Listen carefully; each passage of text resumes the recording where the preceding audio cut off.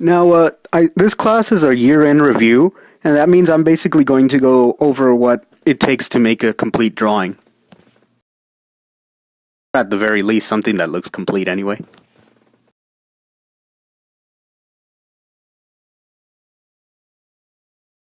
And I want to start off with the usual disclaimer that I'm still a student myself, and I still make a lot of mistakes, so bear with me. So let's take this from the very beginning and start with a mannequin.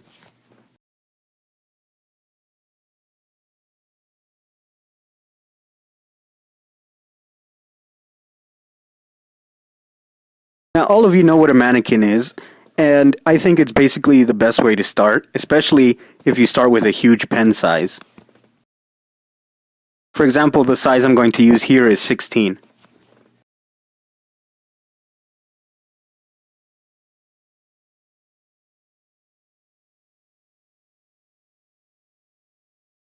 Easiest way to start getting ideas for the sketch is to just start doing different bodies and movements, and then we can pick the best one. I'll be counting on you guys to pick the best one.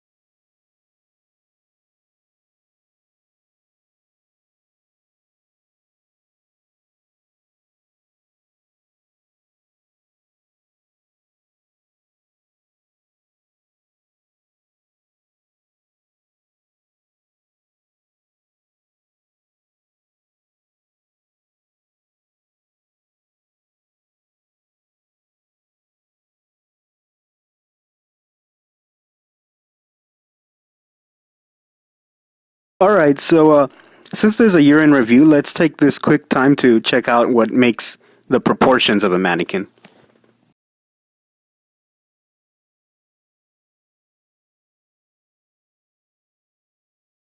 For example, I mean, this wouldn't have looked good if I didn't have any sense of proportion, so I'm going to outline some of them.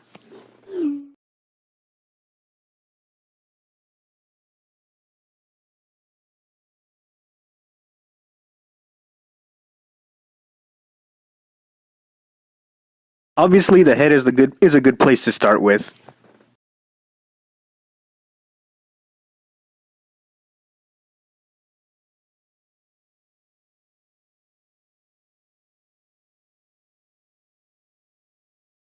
Sorry if you guys have to bear with me a little. My gloves are getting old, so sometimes they think I'm using 2 fingers instead of 1.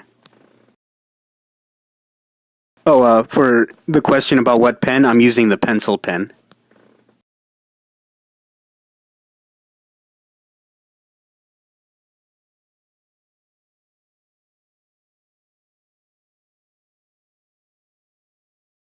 Sorry, one of the things that really help in starting a drawing is having knowledge of what is both round and what is straight.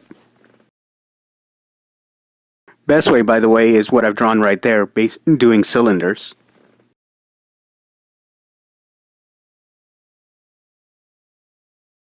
And from there you can just see that you can easily learn to do round things and straight things. Now the head I did here is just kind of a little long for the neck, which is okay because it's just a sketch.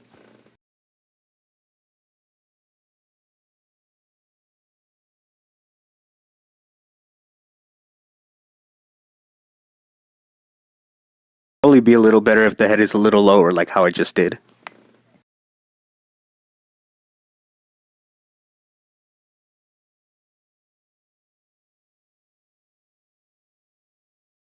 Even lower. You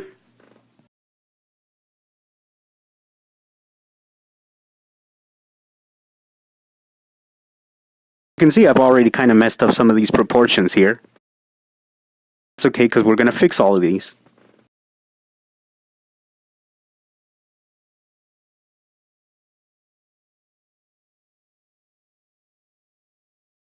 first off, behind the head, the next important thing are things like the rib cage.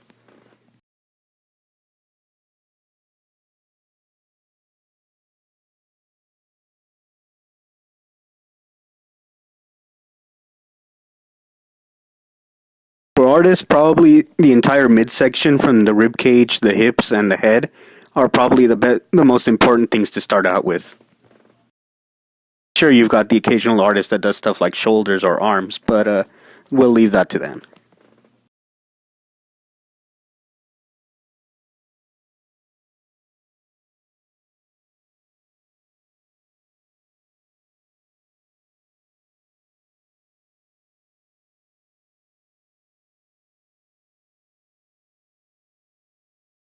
By the way, an easy way to remember it about the head is something like this.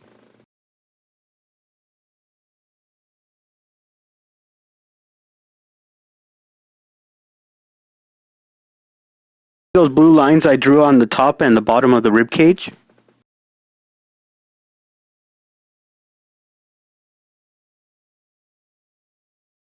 That's about how big you're going to want the head. It could be a little smaller or bigger, but usually it's going to be around that big or smaller.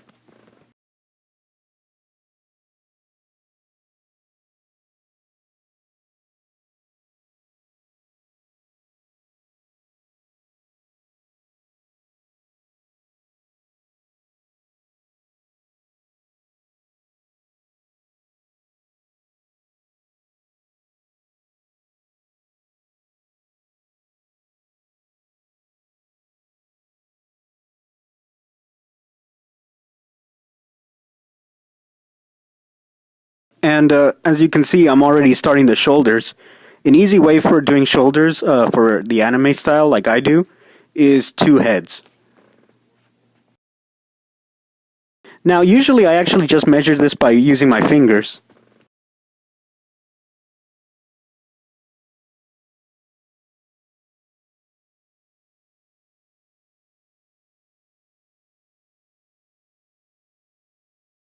Like that, you see, I just kind of put my fingers together and measure out the spaces.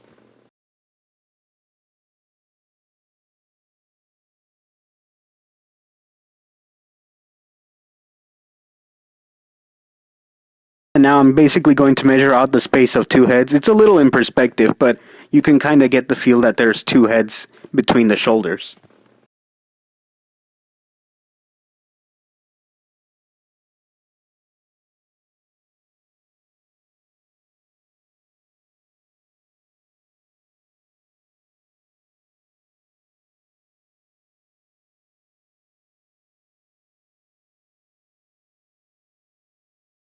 To get to the actual arm sockets, the best way that I saw, especially when you see a live human body, is the clavicle.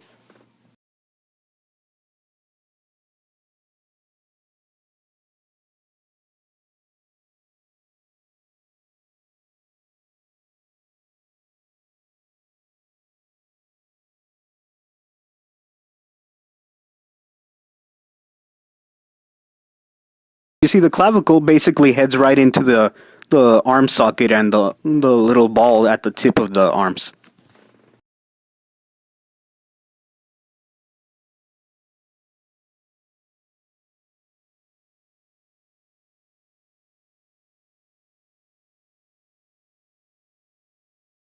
Well, right now I'm just drawing a regular person, but yeah, let's make it Miku.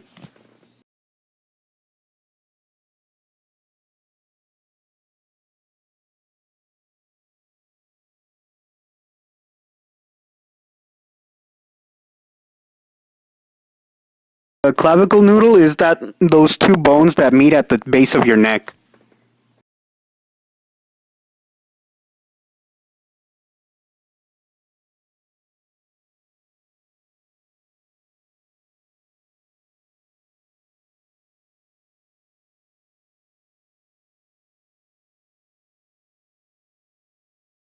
Feel that bone yourself, just take your fingers and touch the base of your neck. Not your chest, just the base of your neck. There'll be like two bones that jut out.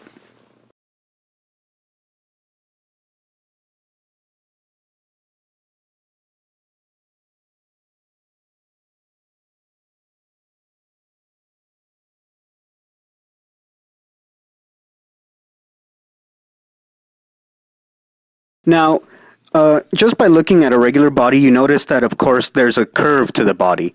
So, what I'm going to do here is I'm going to show how the skin will curve over the rib cage.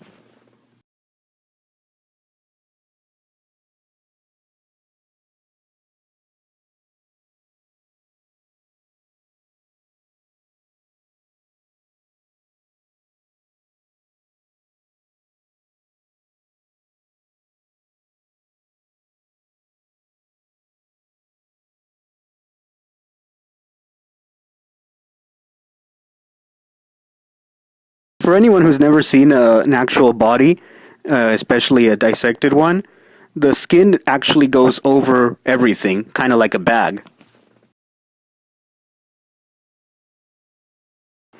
And it's just kind of out. Fat is basically just giving it a little volume, but it's basically covering exactly how your body would look like without it. Hey Kat, this class is basically just a review of everything that I've taught.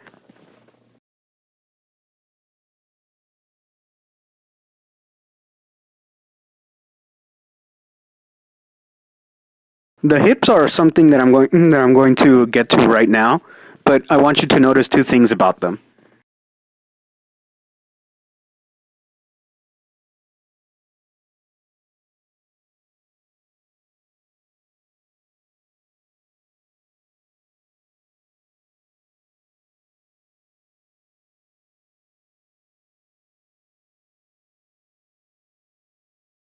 No one can hear me?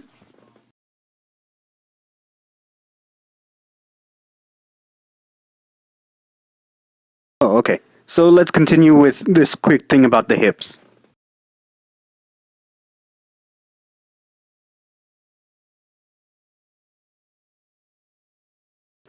As you can kind of see, the way I draw out the hips is an easy way to get the indication because they really are like two fans of bones. And the two fans, their shape of them basically makes the difference between male and female. Females have wider hips, which means that the bones will be shorter and wider, and males have longer and taller hips.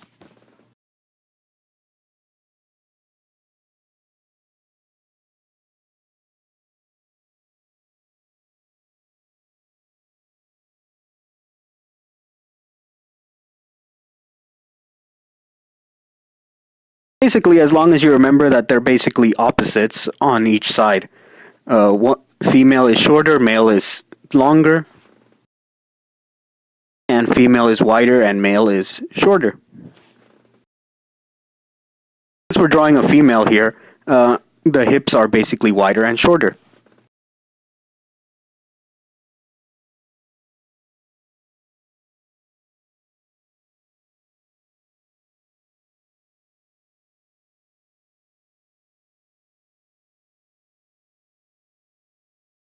Remember, this is still the mannequin, so you don't want to, or you can, but you don't want to be too stressed out about getting all of this right. This little ball socket and line that I have right here,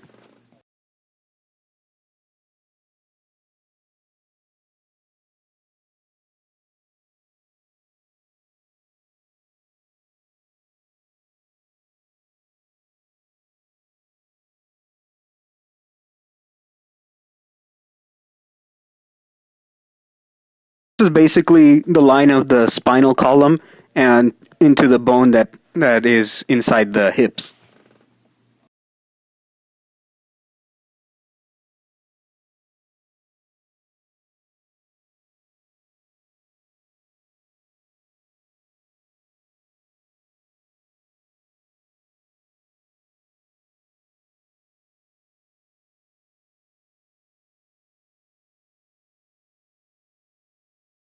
Kind of have to imagine that this is coming from the back of the body.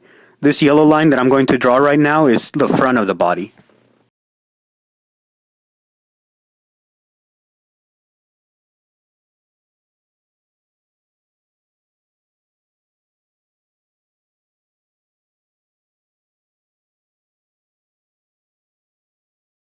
Now, that horizontal line that I drew is basically the division.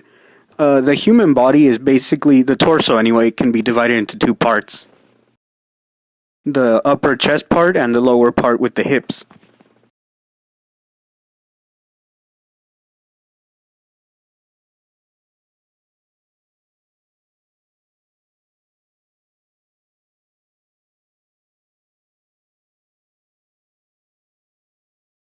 So you can kind of see that the torso part is almost basically equal when you divide it in half. Not totally, but kind of.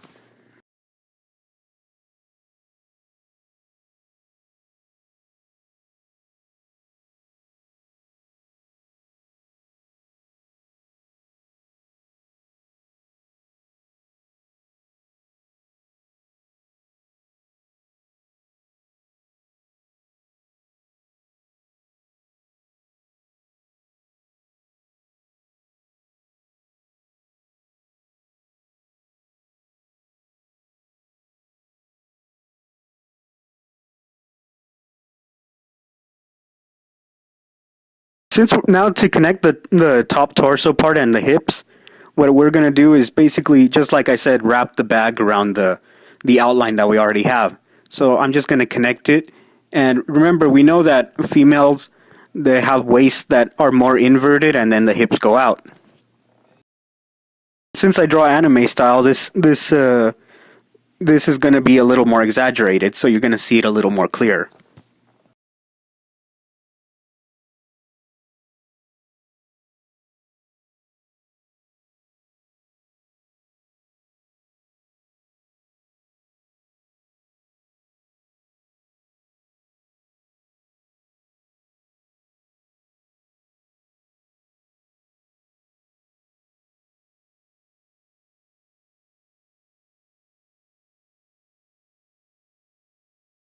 Uh, a lot of people don't notice that your skin actually hits the bump at the very top of the pelvis bone first.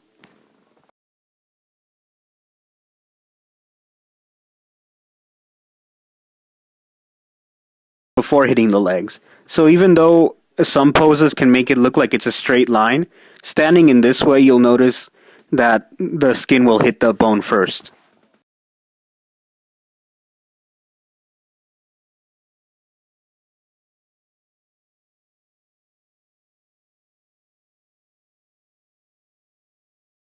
And this hitting of the top of the pelvis bone is also another good measurement because there's a sort of ligament that goes from each hip right here. If you're all already seeing it, that's the ligament where your crotch will go. So your body basically already has all of these proportions already mapped out.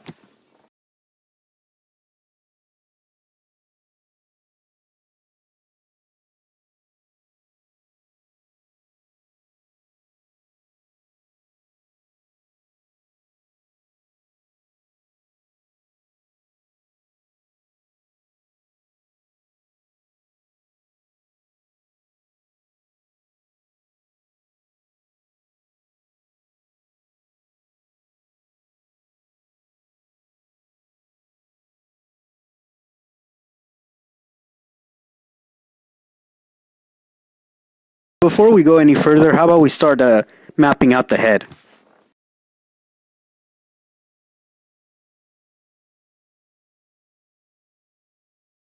As you guys all saw, we basically did a lot of changes to the head from where it initially started. We're going to do a few more.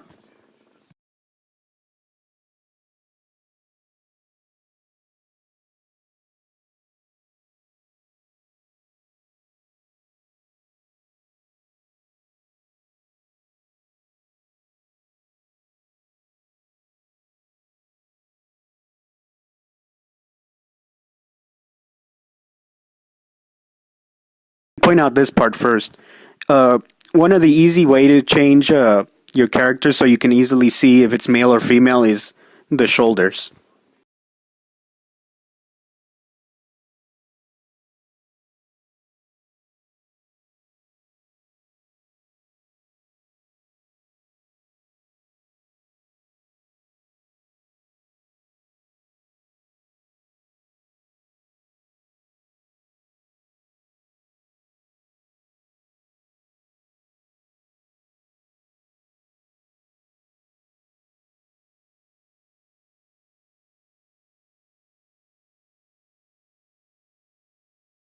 specifically the shoulder line.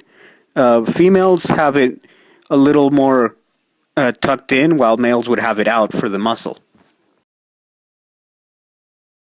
So you can basically use this as another easy way to make your character look male or female.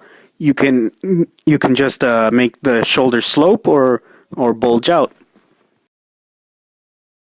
It's not a concrete rule, because anybody can go to the gym or whatever and build up the muscle. And a good thing about this is that you can make androgynous looking characters using these things. So, if you wanted to make a really pretty boy that almost looks like a girl, just give him a more sloped neck than a bulging one.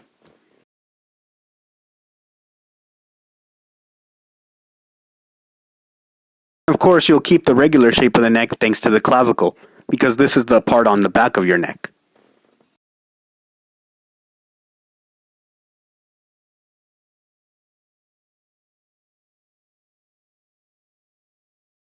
So you see, either way, you'll get to the arm bone, and the only difference will be on the way.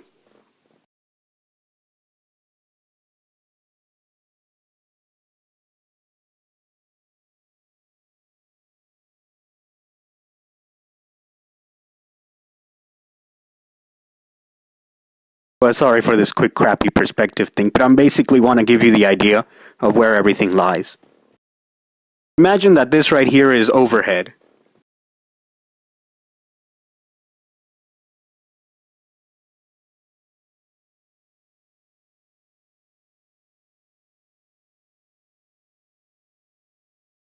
And what I want you to kind of keep in your mind whenever you're drawing this is that the slope will happen from this side. Clavicle will be in the front.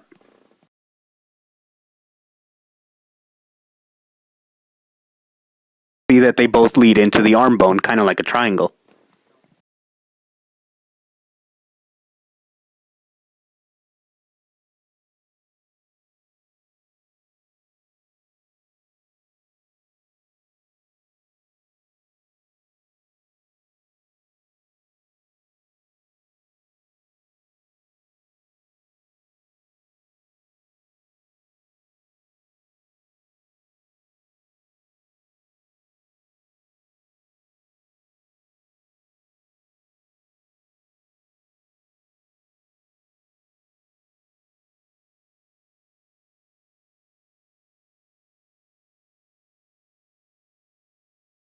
This you'll see more when you're doing actual perspective stuff, but even when you're not, you want to keep this in mind, because it'll keep your shadows correct, and remembering that the clavicle goes in front.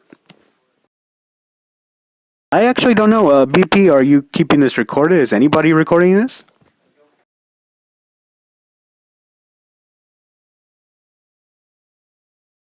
So let's do a little more practice, and we'll start fixing the head.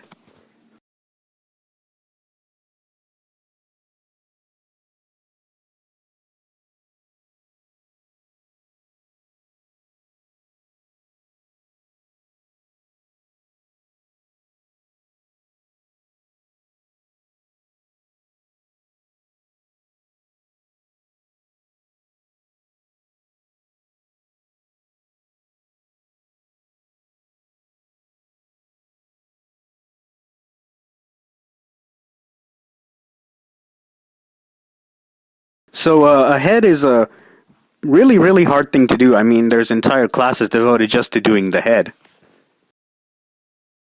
The easiest way to start off is doing the cross.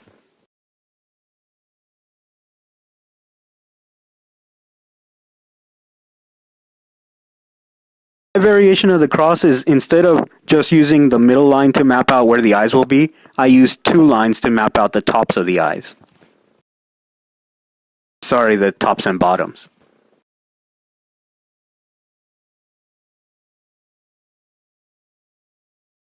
Yeah, it looks a little cyber, right?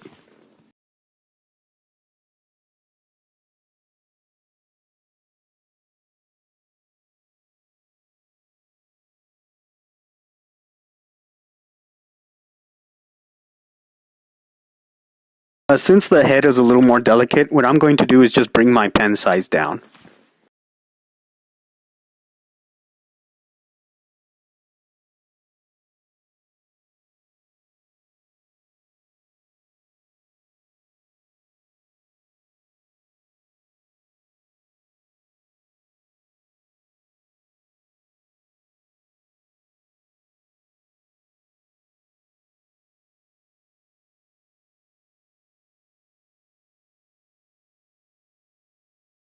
Oh, and by the way, I'm not zooming in to show you guys, but I'm always going to advocate that it's a lot better to do a lot of this zoomed out. Went down to 3.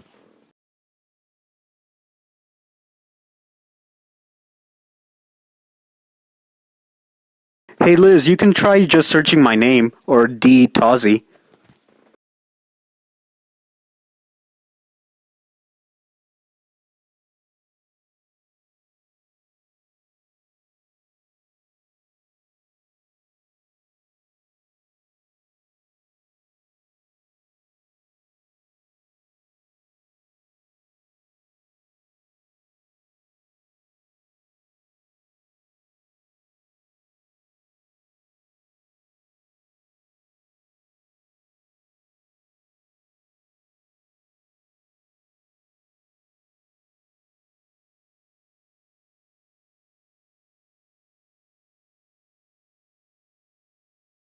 Most of them will be under that account. Let's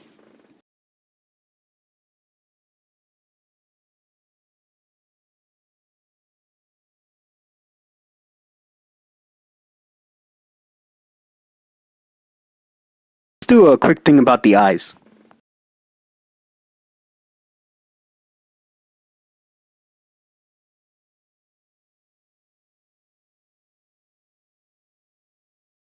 These aren't really that hard, except it's just more about just practicing and getting your lines right.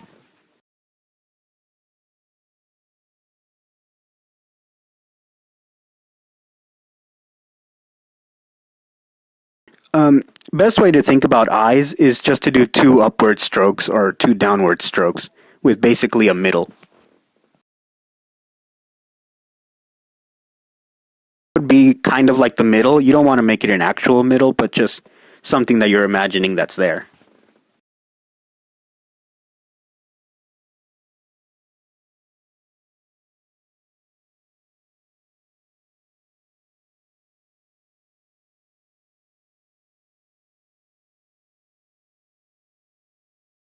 And the bottom of the eye can be optional depending on what you're drawing. Sometimes I don't even use it, sometimes I do, sometimes I just feel like putting it in. Basically, you can just imagine it's an almond.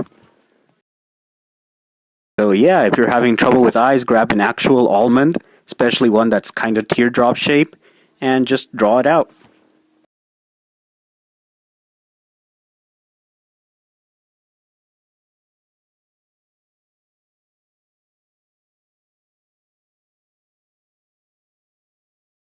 And you can see that as that the bottom easily connects to the top by that little up. I don't even remember what it's called, but it's that top where both eyes meet.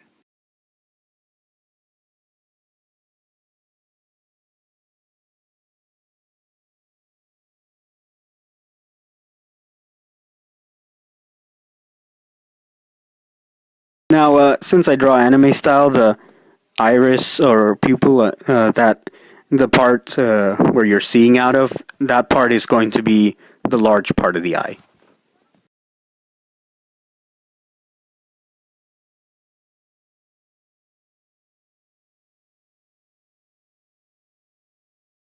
For a lot of stuff in anime, you're usually going to have the eye coming down from the tip of the top. So it's kind of like making a U shape.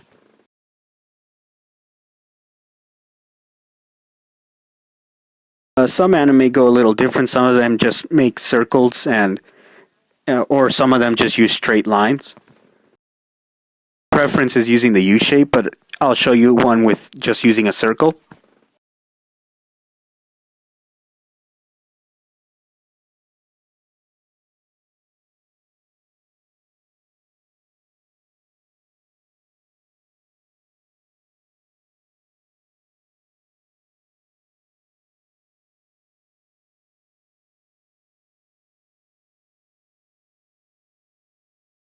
You see, it can look good. All it takes is practice.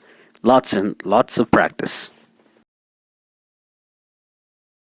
Remember, they always say that you need at least 10,000 hours of practice to be good at whatever you're doing.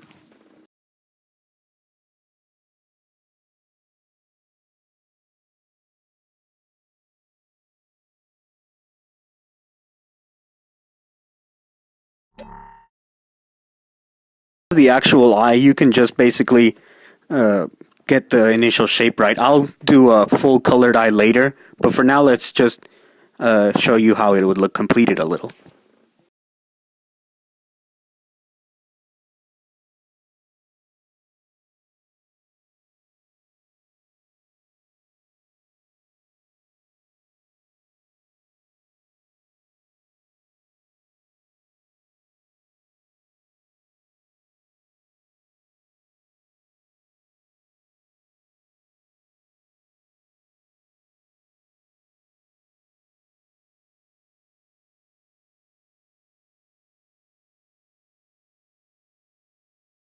Something that's really important about the eye, the eyelid, that line,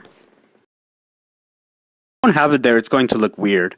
So always remember to have it somewhere there and use your best judgment. And one of the things that I noticed that a lot of people struggle with is the eyebrows.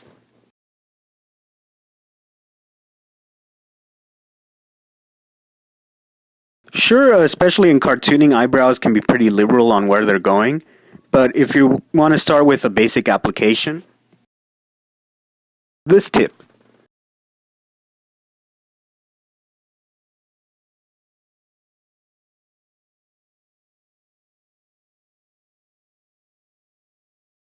So what I actually did was drew out the line of a muscle.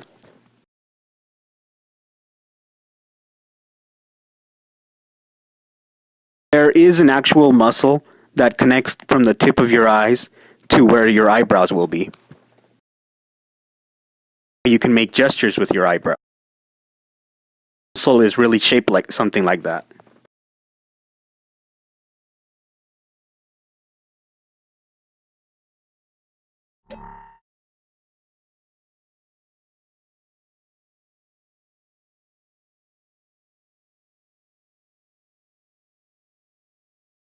So this bottom part of the muscle is the part that goes where your eyelid will be.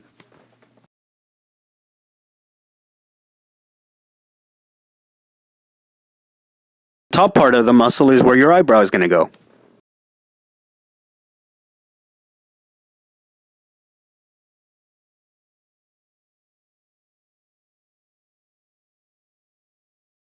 Absolutely, Mr. Noodle. Attack on Titan basically has a lot of the best ways to actually draw bodies. So yeah, if you like anime and want to learn about this thing, watch Attack on Titan.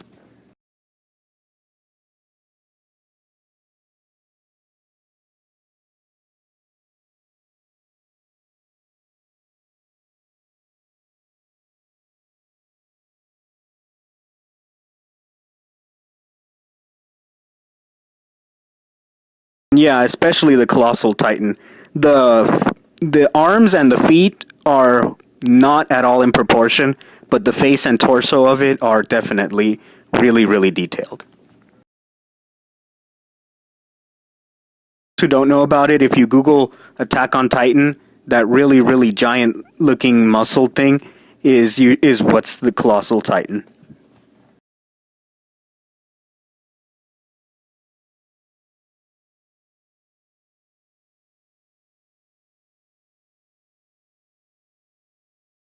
Clarify, obviously Attack on Titan, the Titan's arms and legs are way out of proportion because they're basically stumps, but the torso and the faces usually have pretty good muscle detail.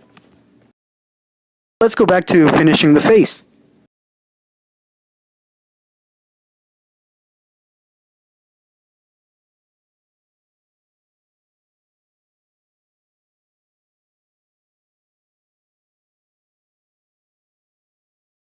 And we're going to do the irises so she's kind of looking up at us.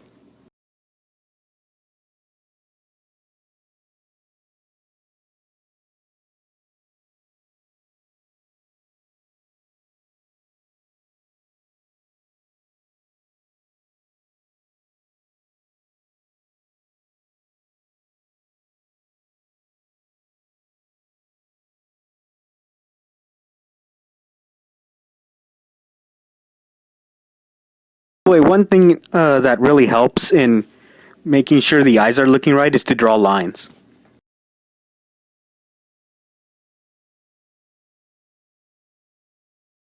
I'm going to draw these little yellow lines so you can kind of see what I'm talking about.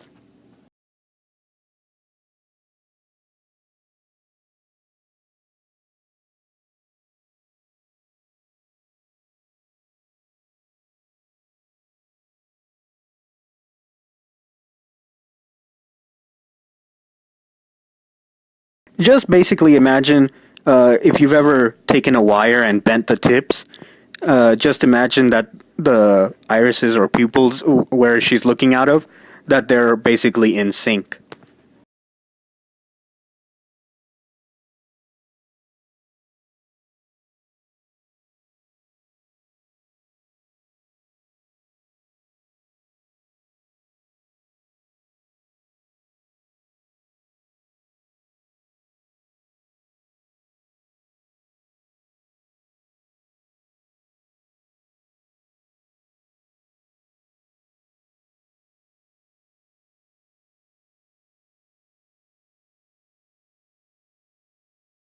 Like that. So just imagine that there's basically an imaginary wire with two ends that are holding the eyes together, kind of like a puppet.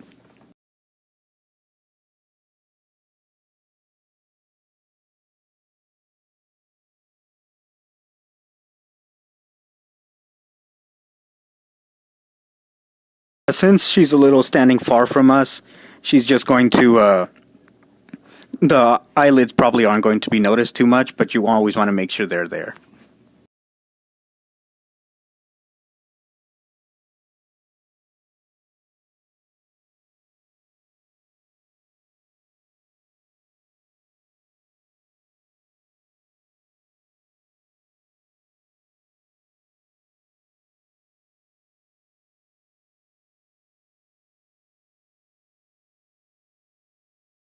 Of course, we all remember that anime is still sticking kind of to proportion, but it's making some things bigger. So you always have to imagine that one eye that's between both of the eyes, so you have the right distance.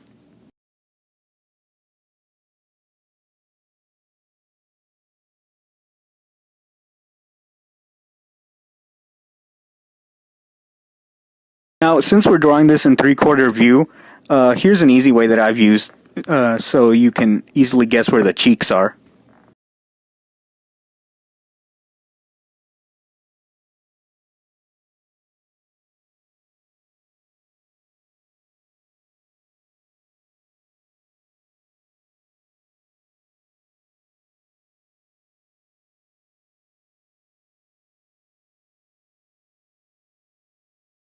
If you've ever seen some cartoonists, they actually use this line a lot.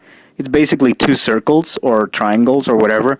You have the top of the line from where the skull goes in, and then from the bottom of the eyelids, that line, from there you have the cheekbone coming out. So yeah, it looks a little inverted, but then you just kind of fix it. You see it?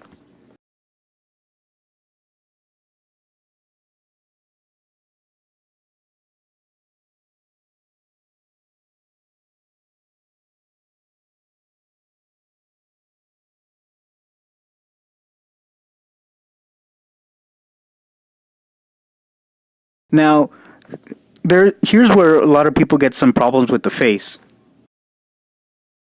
Again, we're going to use proportions to help.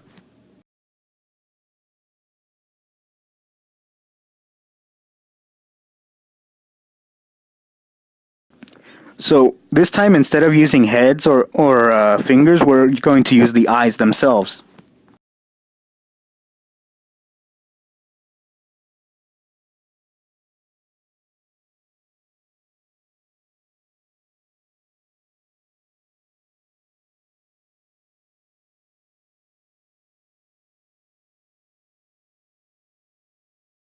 Basically, I'm going to measure out the eyes, and from here on, the bottom of the face is basically 2.5 eyes.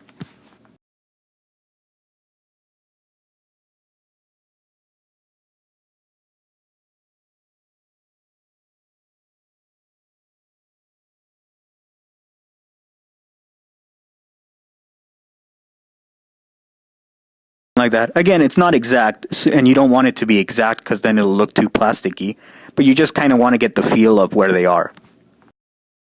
Basically, train your instincts.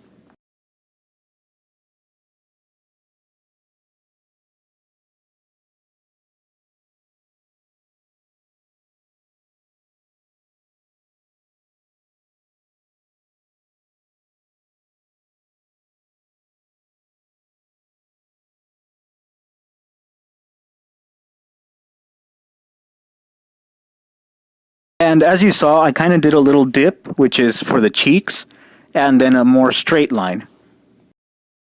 Basically, the movements I did all the way to the chin.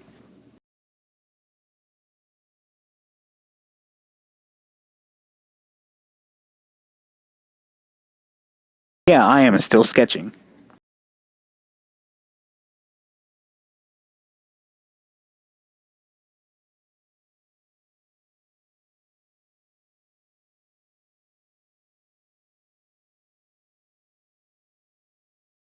To come up, on the skull there is another bone that would go here, but another easy way is that we're going to make the ears.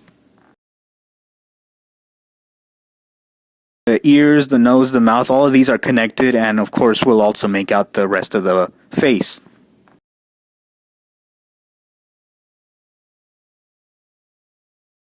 So, anybody who's taking any classes will remember that there's a easy proportion to your face.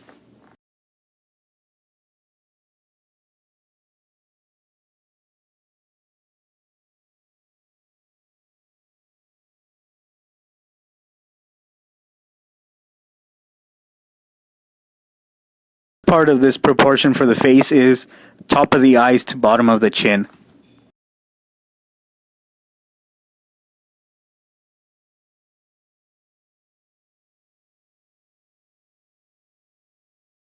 So then you divide it in half, and that half is going to be around where the tip of the nose is.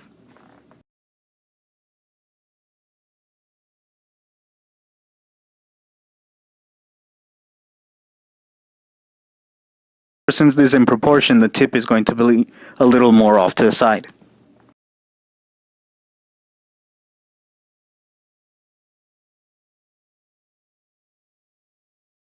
There are a lot of ways to do the nose, also just as there are many different ways to make the eyes.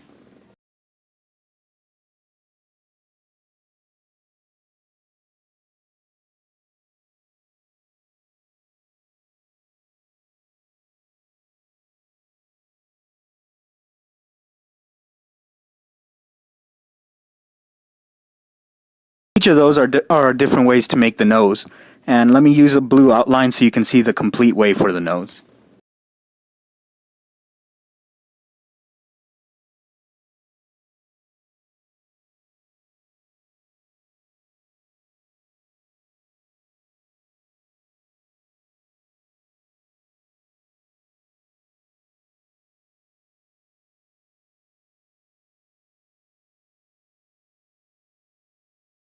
That one is probably the one that's closer to a realistic way of drawing noses.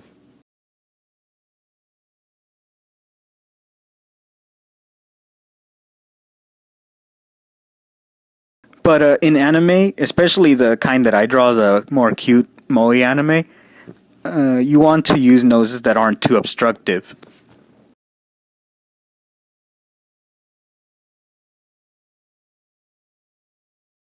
For example, that last one is the one that I was using for a drawing that I was doing just now on another piece.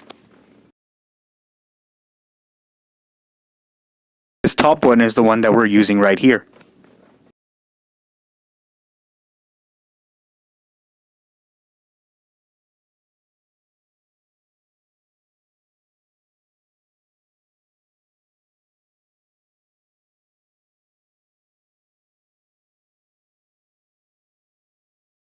By the way, if you're using my pencil pen, the pressure to getting the thicker ink means that I'm started from the bottom of the tip and up to the top.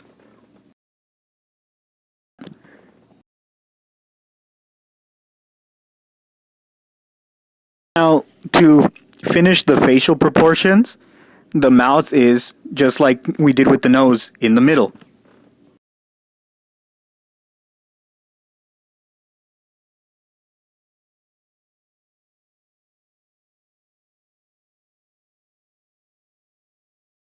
It's between the tip of the nose and the chin.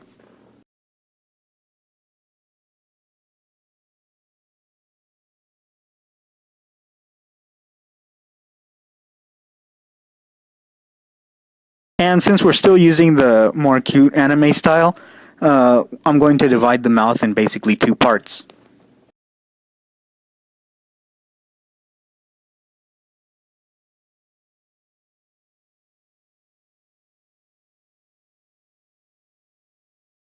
Since I'm using this style, and in fact for a lot of anime styles, the mouth rests between the eyes.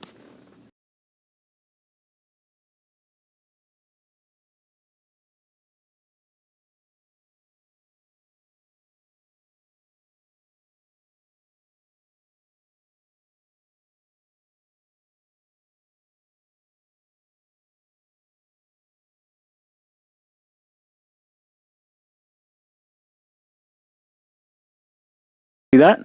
So the mouth is right, the tips of the mouth are right on the edges.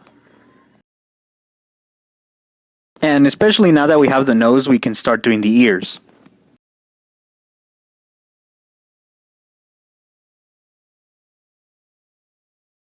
Now the ears don't always show, and they probably won't for Miku because she has bangs that cover over her ears. But you kind of want to remember that it's there anyway.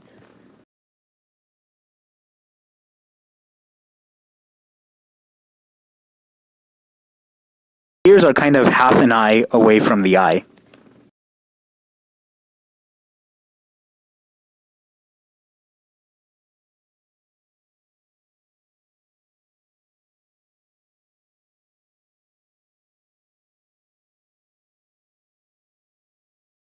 I'm going to take this eye and basically measure.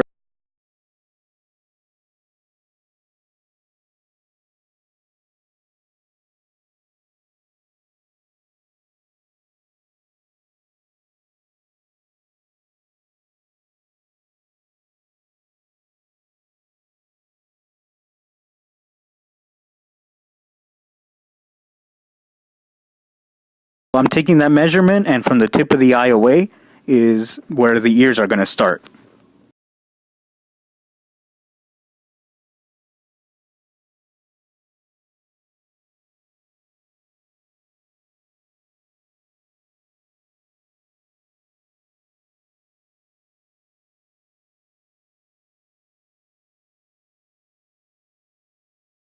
And ears are another thing that's easy to measure because it's basically tip of the nose to the top of your eyes.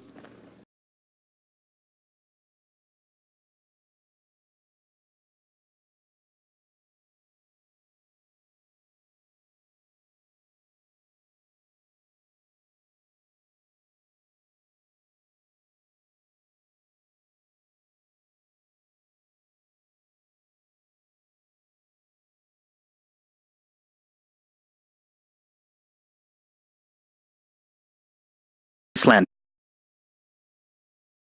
You can see from there we can just connect from the tip of the ear to the bottom of the chin line.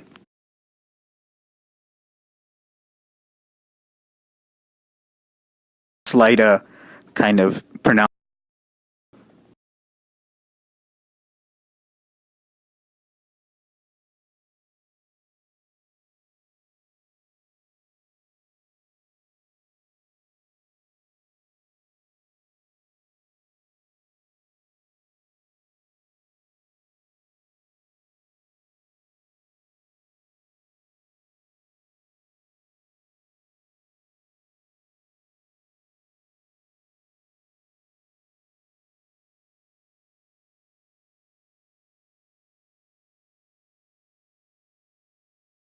Now, I already kind of did a mistake here, and this is a mistake that is kind of fixable.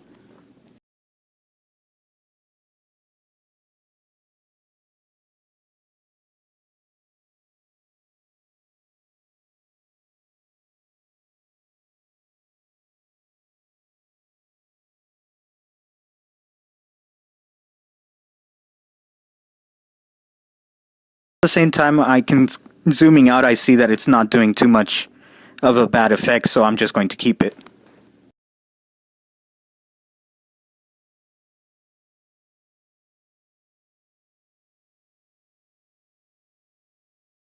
Let's make a quick outline for the hair. And I'm going to give you another tip on measuring where the top of the head is going to be. So once again, you can kind of see tip of the eyes to the tip of the chin. And all you do, you can just flip that measurement up and you'll have the tip of the head.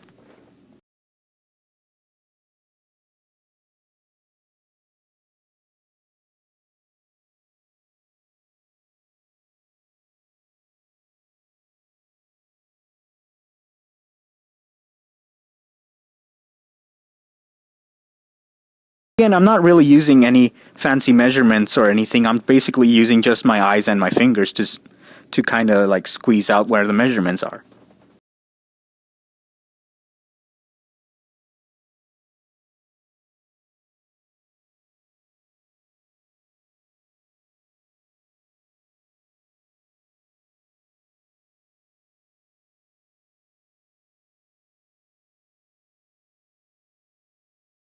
Let me see if I can remember her hairstyle a little. And I'm just going to make a quick outline of it. To do quick outlines, a good way is to just use a big brush shape, since you're not concerned about details right now.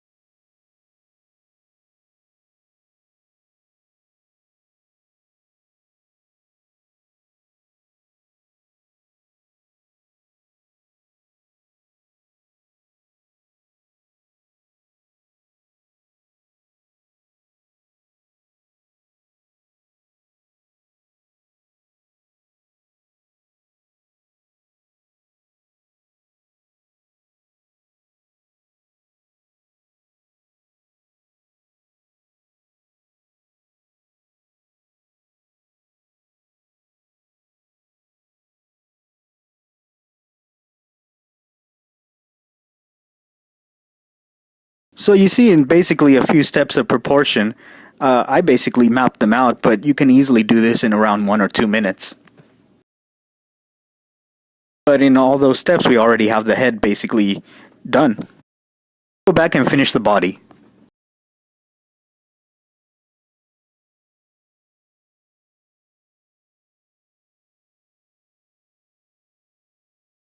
One kind of mistake I did with the body was that I made the arm socket, the elbows, a little too high up. Elbows themselves are actually going to be somewhere around the waist. Easy person to study about this is Leonardo da Vinci, especially his famous Vitruvian Man. We all know that one.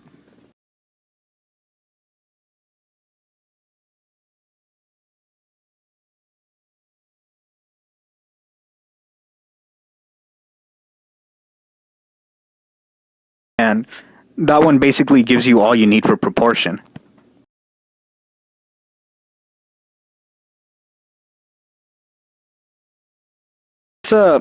You probably don't know the name of it, but you see it basically anytime Leonardo da Vinci is mentioned.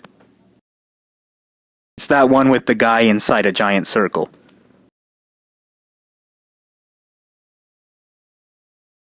So let me show you where the elbows are going to go.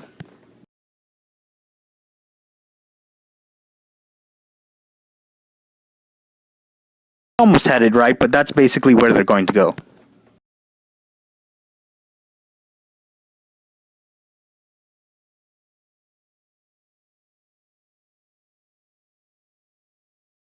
Since we already have the top of the arm sockets thanks to doing the shoulders, we just have to connect down.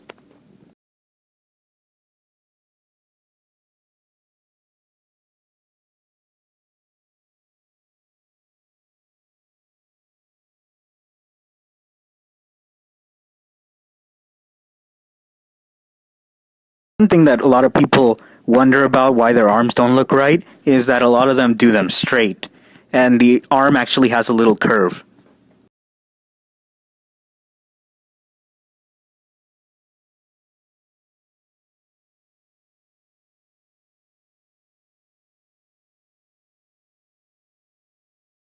Little fin there is an actual muscle that gives the top of your arm a little curve.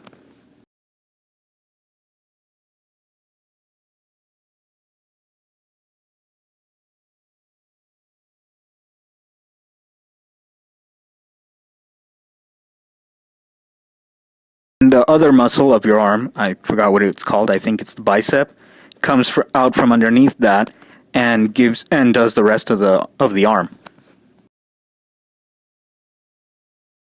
So when you actually draw, you want to make sure you have that little bump right there.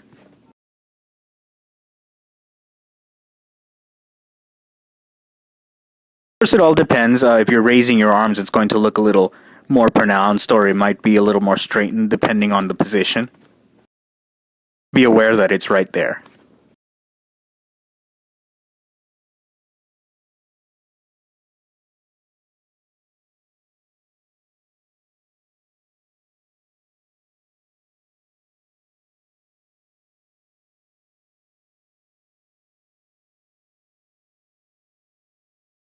If you're drawing a skinny character, that arm is going to be right there.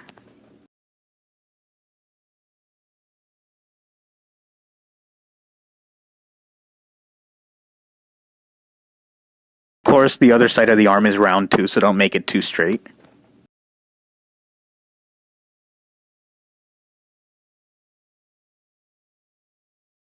The elbow is basically a connecting point. It tends to be a little straighter right there.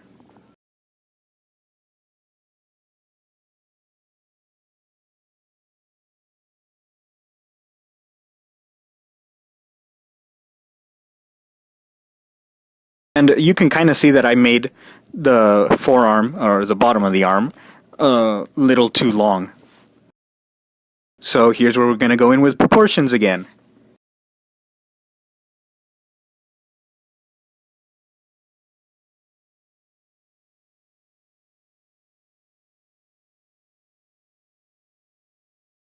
So you all remember the crotch line, right?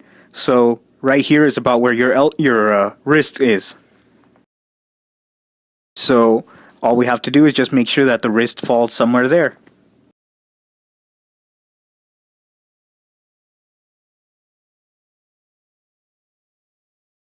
This works even if the arm is outstretched.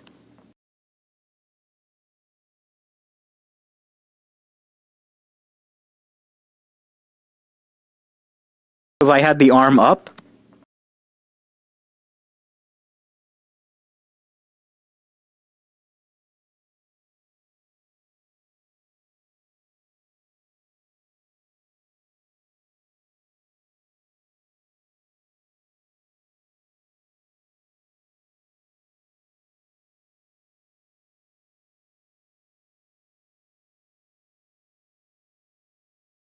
proportions would still be there even if the arm was raised.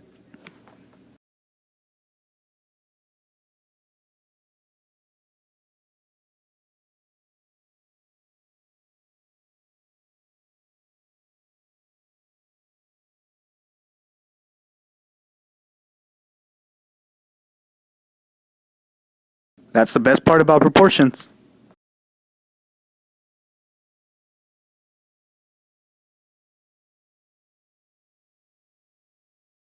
We're actually going to do the bottom of the arm.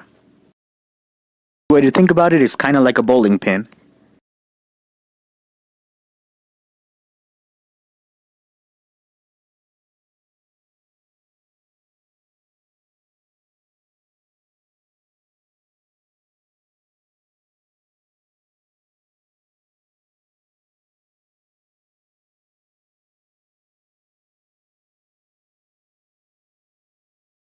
Most of you can kind of look down and you'll notice, of course, that the part where your elbow goes down to your arm is a little fatter than the wrist part, tapering down to the wrist.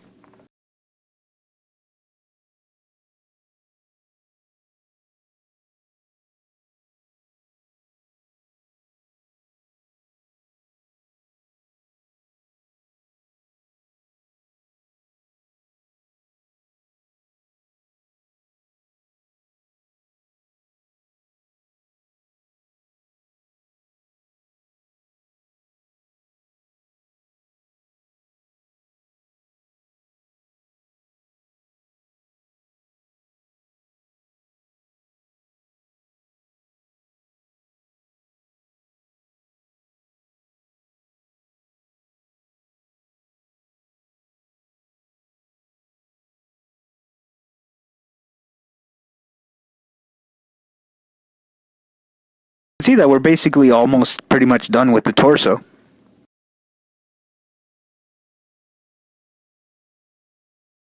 And the whole bottom part is another hard thing in itself.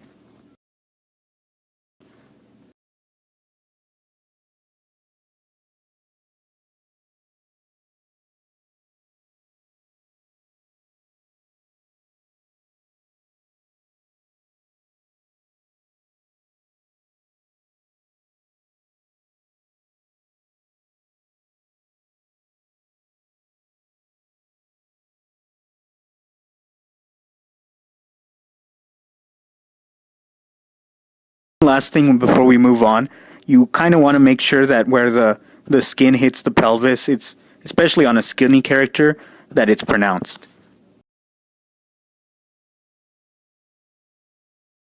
You want to make sure it's steep right there, and I'm going to show you why.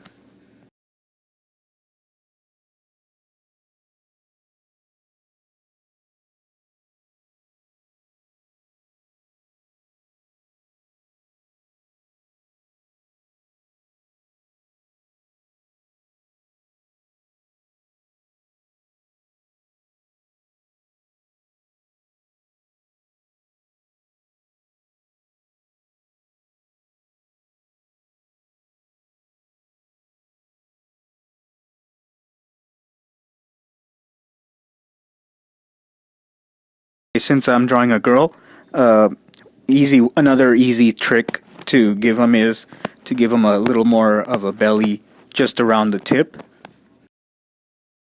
There. Weird tone.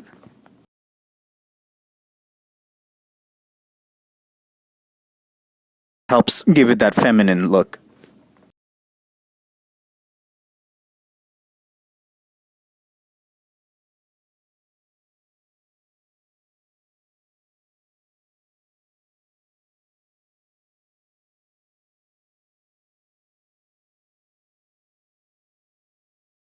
But you know, this is still sketching, so that may or may not stay. You can easily do that with shadows later.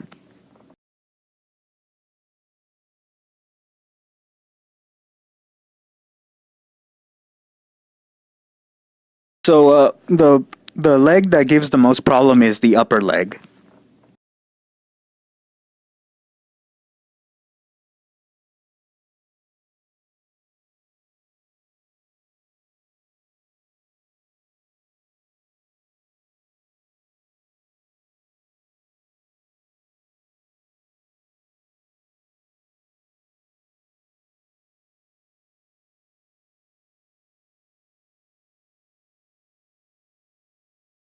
That whole part basically comes from the tip of the pelvis all the way to the knee.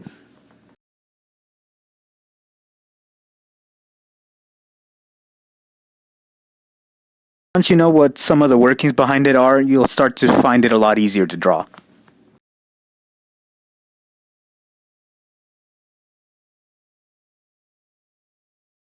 Right here is basically the easiest cheat to drawing the leg.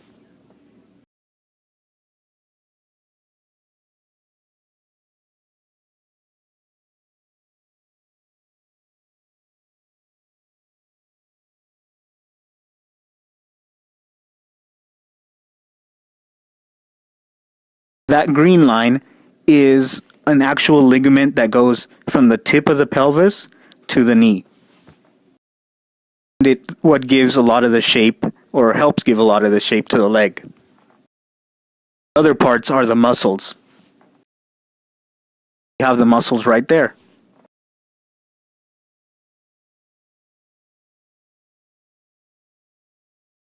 Usually see these in action comics, especially the ones that have those roided out superheroes.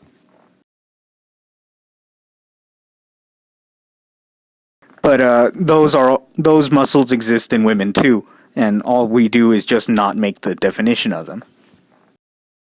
Same time they give the shape of the leg.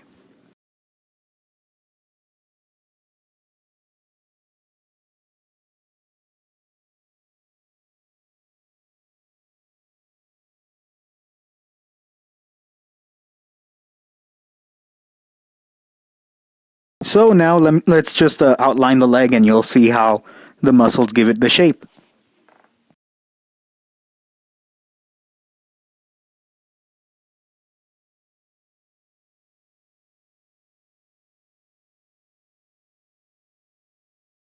First, the skin stretch happens over the crotch, so I'm just going to start from up there.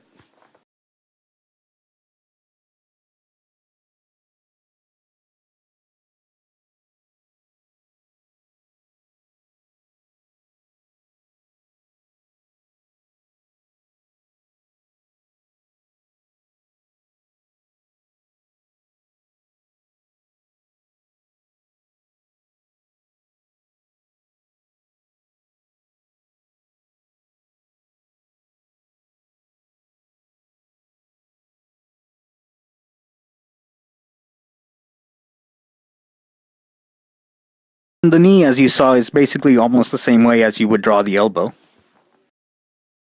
You can just actually just use the ligament itself as part of the bone.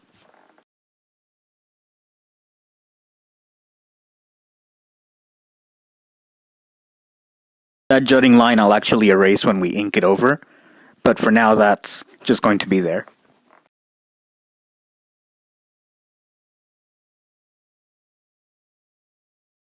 By the way, the ligament is always there, so let me show you it on the other side now.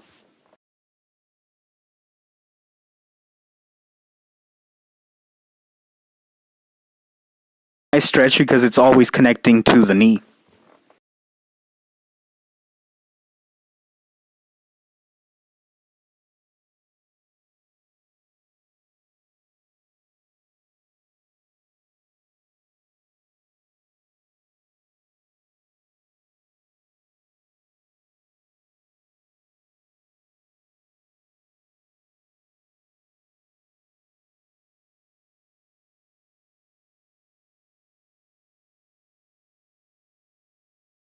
So you see, it's just about connecting the right ligaments and knowing where they are. After that, you can just draw the legs out, the bag over the stuff.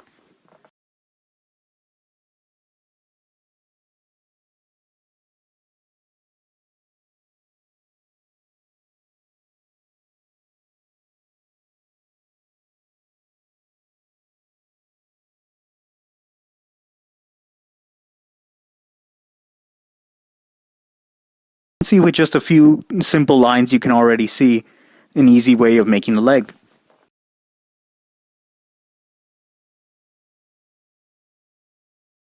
Remember where each of the muscles are, especially that middle ligament. The bottom of the leg is much easier.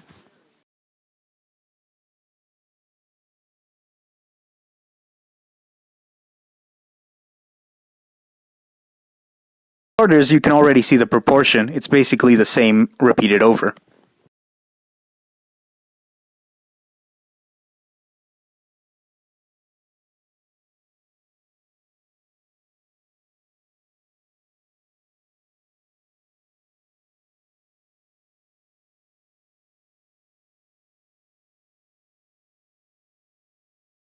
When I say the same, you can kind of see that the leg itself, or the measurement of the leg, starts from the top of the pelvis.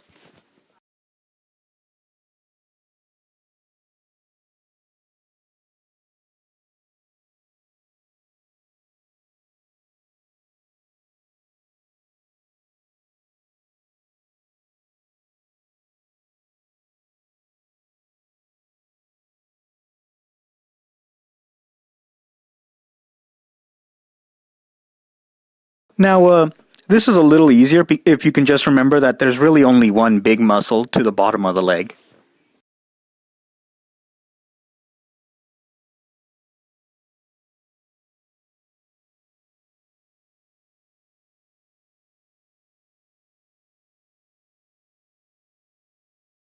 And unlike in the opposite, where the upper body has more muscle for males than females, females have the lower body with more muscle. So what I'm saying is that this muscle, it will be more pronounced. And with the bones, you'll have the shape of the leg.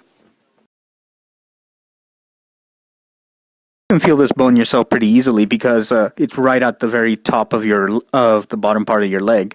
I think it might be called the shin bone.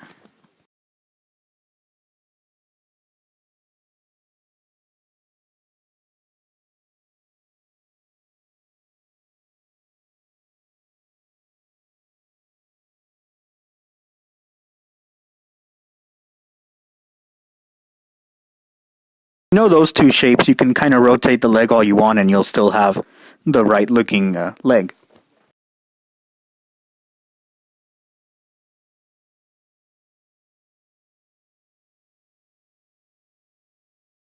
And since we're doing it this part from the front, you'll see that the knee goes over that part.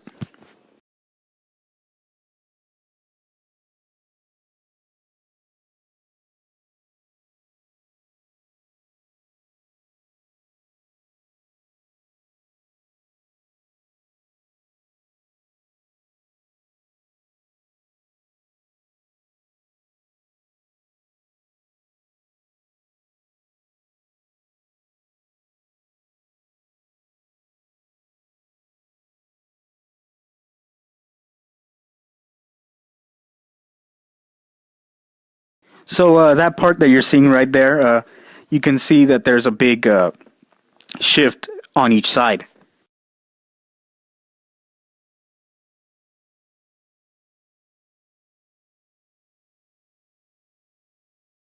Basically, the easy way to make this identifiably feminine for comics is you have that one side that juts out.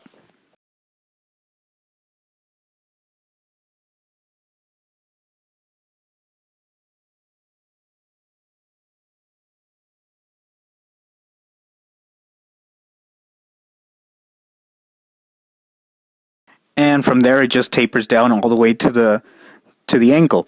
Same way as you had the wrist.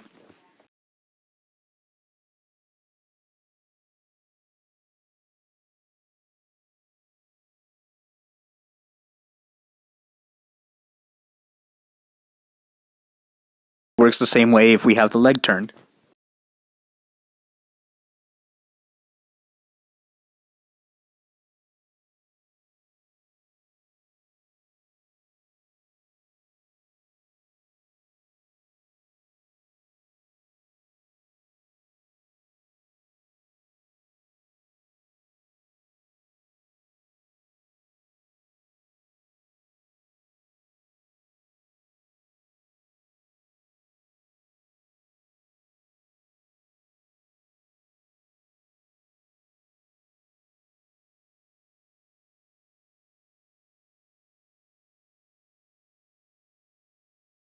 Give it a little indent to the knee.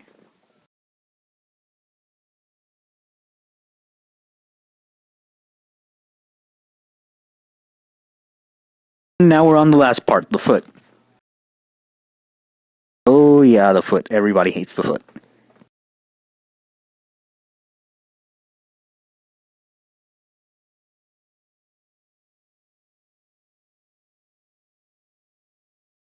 So since the foot is a hard thing to draw, let's make it easy.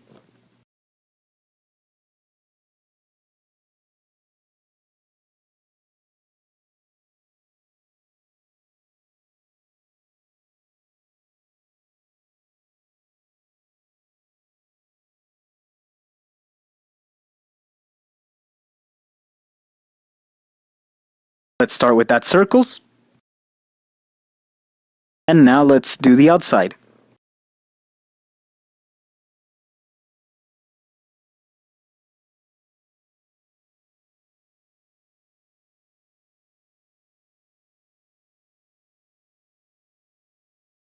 What it looks like.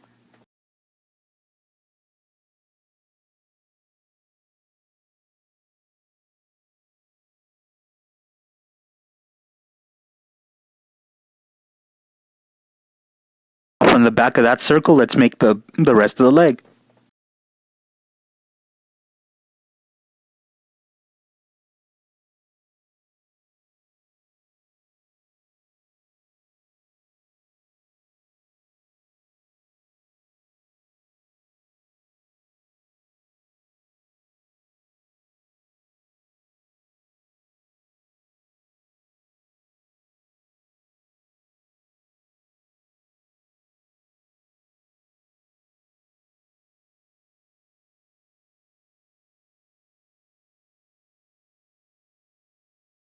We make that last big circle.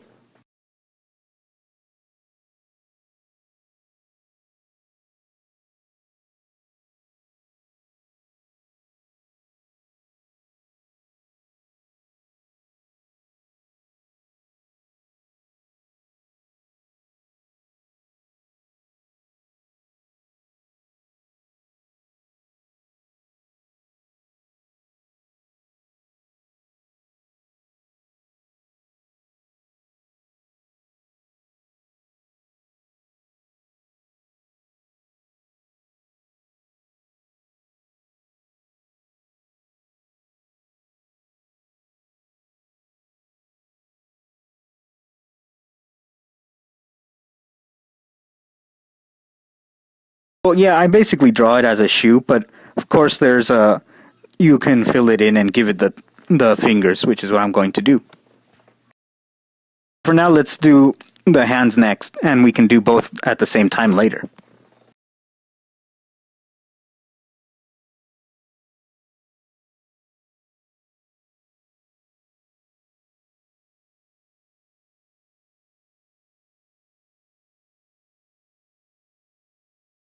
So just like the foot, all we need to do is start out with some basic shapes.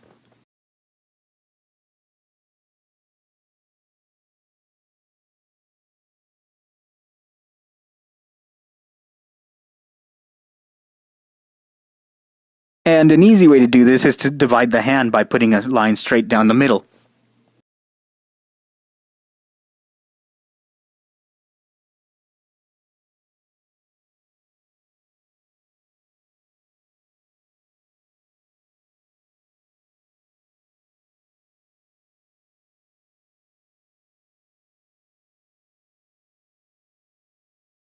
Do a quick demo so you guys can see it.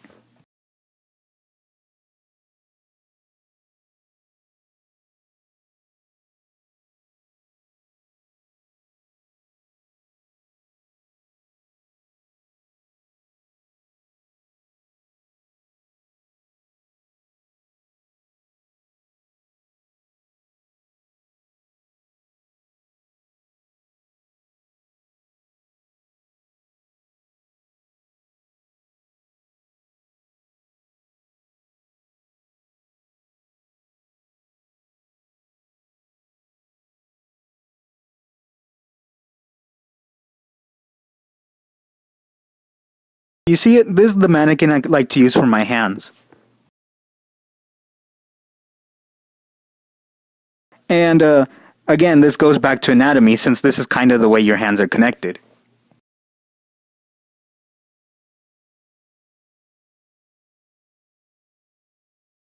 Typically, on a real hand, the ligaments and everything connects to a single point on the wrist.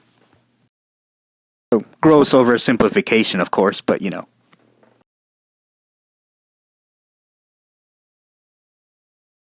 You can just kind of start the task of going over it with skin.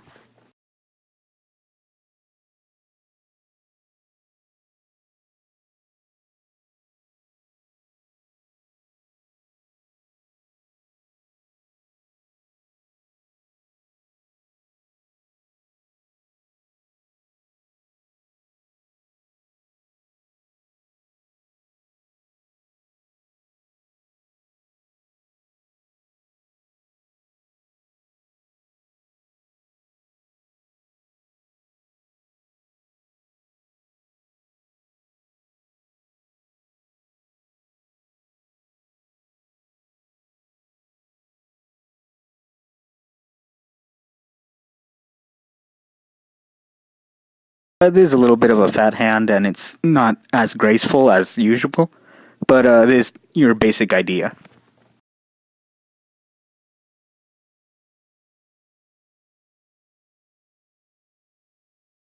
Of course, what you want to do to help is give them more of a perspective and everything, which is what I'm going to do here.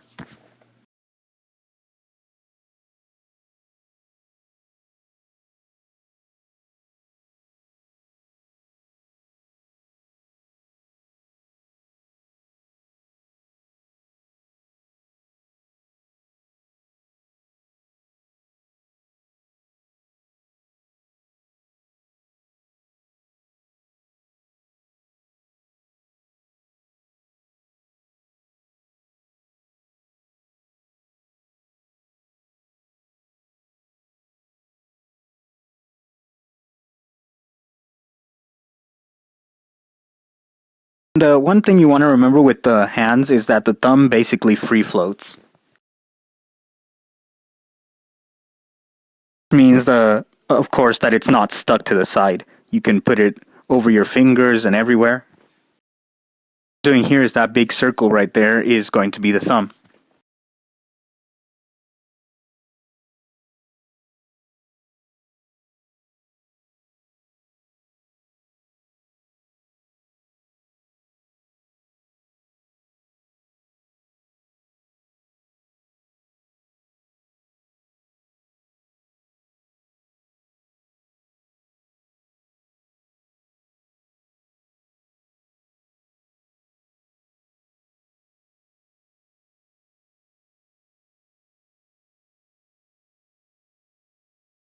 You see, with a few shapes, I've already made out the hand.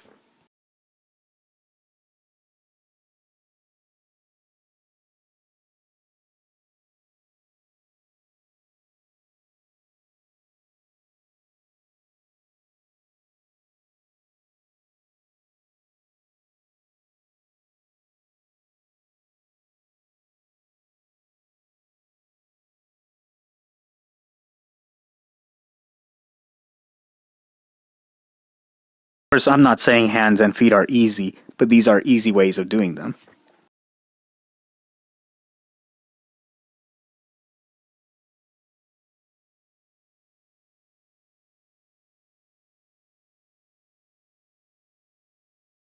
If I say if I'm hoping you guys are taking notes that there'll be a quiz later, I wonder how many shuffling paper I'll hear.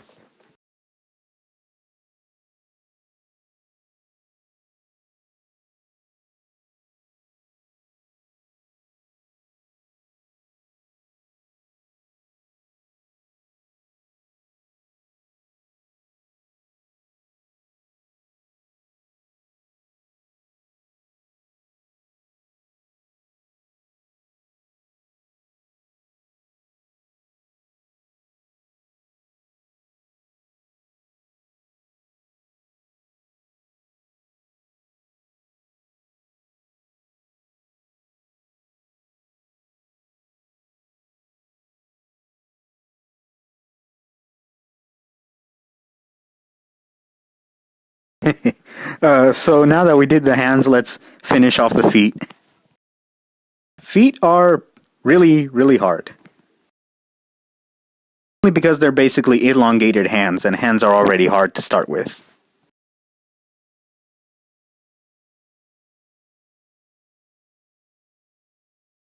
But we have an outline, so we can just start with that.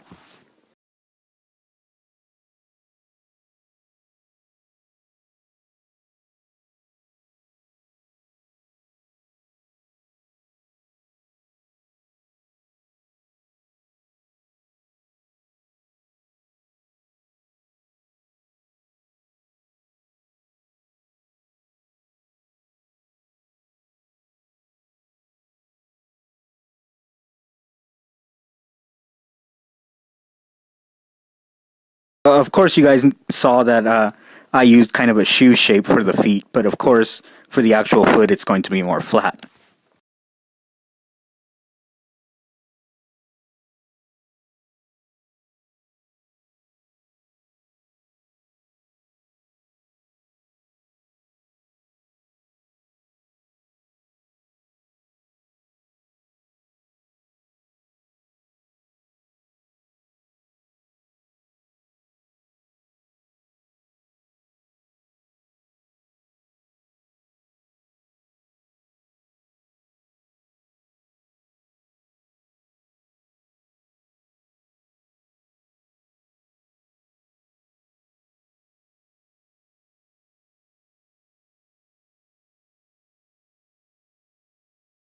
Well, just like the hands, the thumb of the feet, the big toe, it goes inward.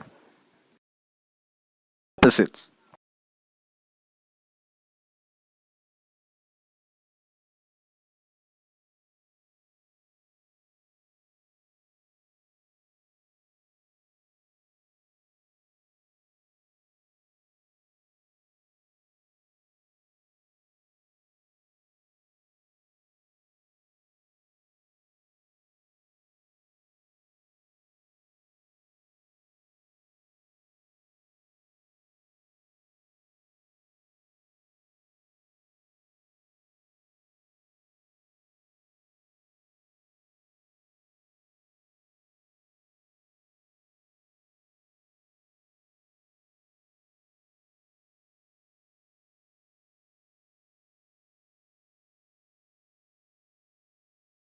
So obviously, I'm not an expert at realism, and toes especially, I've always learned in a more cartoonish way.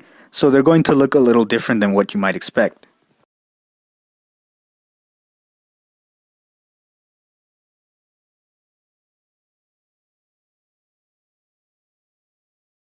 I mean that to make it easy on myself, For one, you can start by taking off your shoe and just looking, because that's the easiest way of learning, just looking. And two, I'm just going to use a more boxy shape.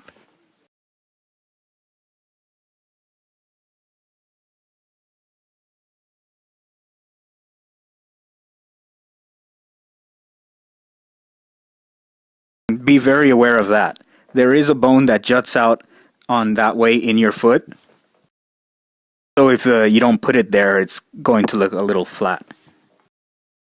What, you guys don't wear see-through socks?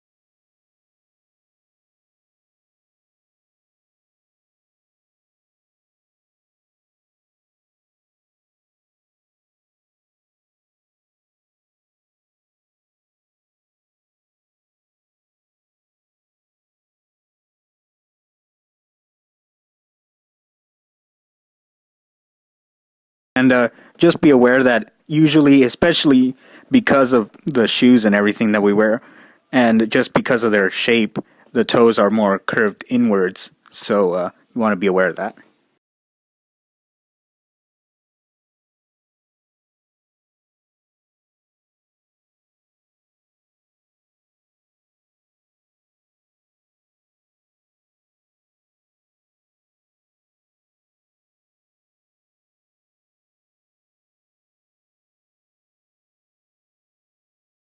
You guys might be looking at this and thinking, where's the ankle bone? Where the ankle bone is what I'm going to put in right now. Easy for anime. It's and just like in real life, it juts out right in the middle, so you can just do that. Side, you only need one.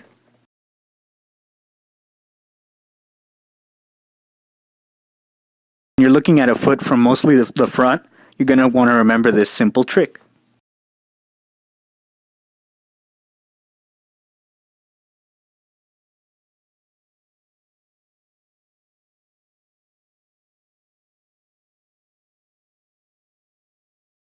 Basically, the ankle bone on the inside is a little higher than the ankle bone on the outside.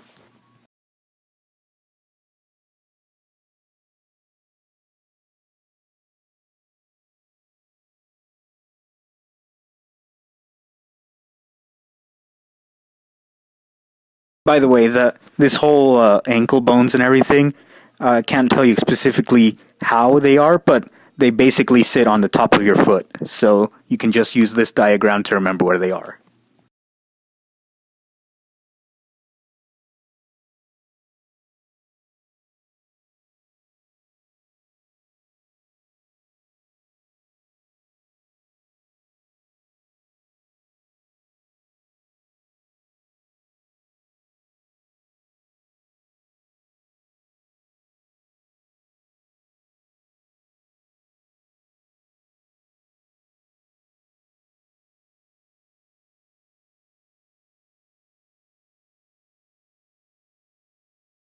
And just to finish it off, we just have her breasts.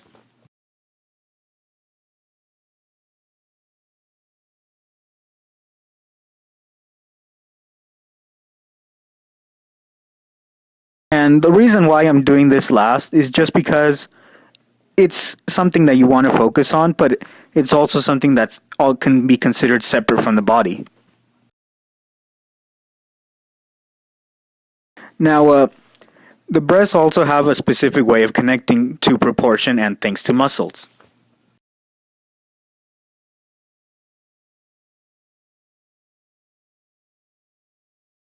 The way, if you're not used to drawing them, is to start from the tip of the arms.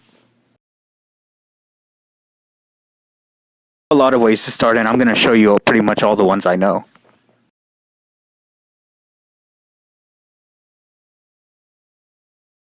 This one starts because the breasts follow the muscle that's from the arms to inward to the chest.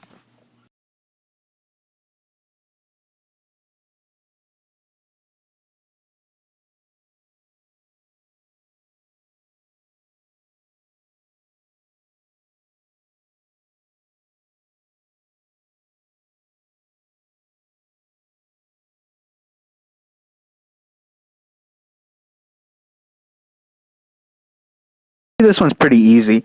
And the biggest thing to remember is, of course, that the size of the breasts only changes with fat inside of them.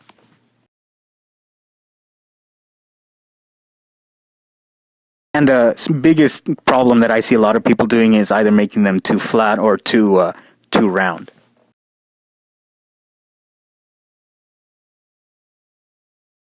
Who has a smaller breast, so there's not going to be much of a problem to do here. Pretty sure that would get me slapped.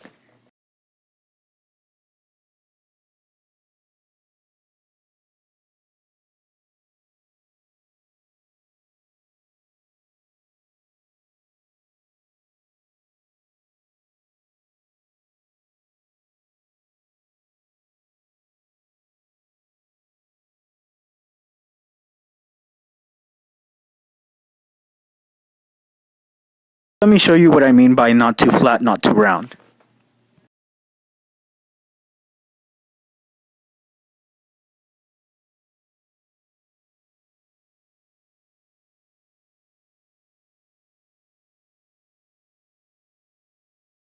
So that right there is the muscle that's going into.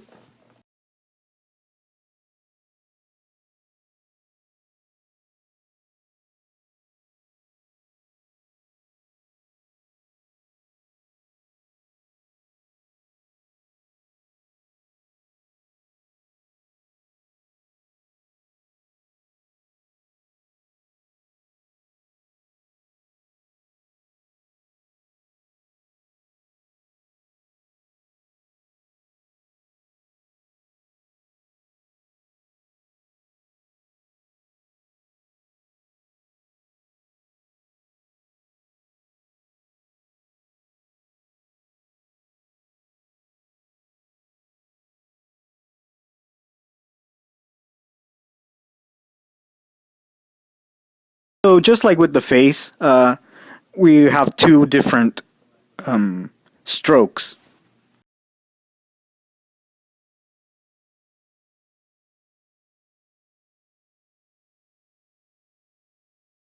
See, one curves up and one curves down.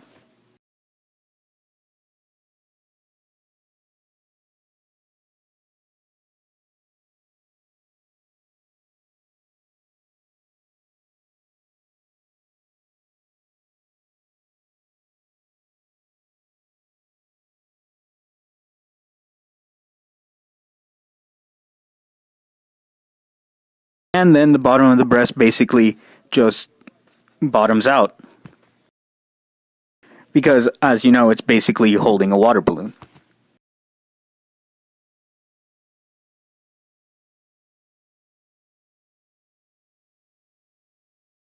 So yeah, if you want to make this really crude, simple study, you can just grab a barrel or something like that and fill a water balloon and tape it over.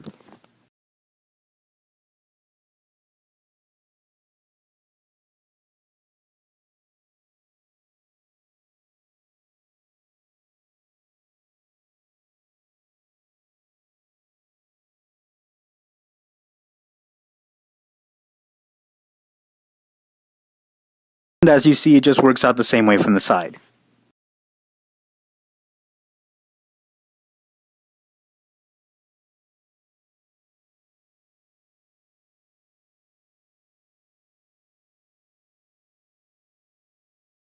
Bet you never thought you'd ever type that sentence, eh, Sig?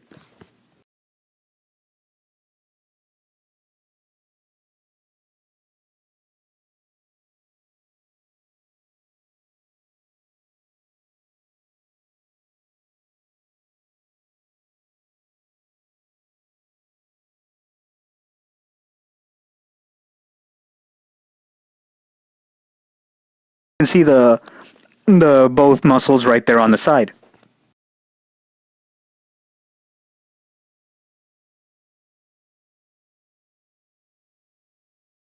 Let me show you another way of figuring this out.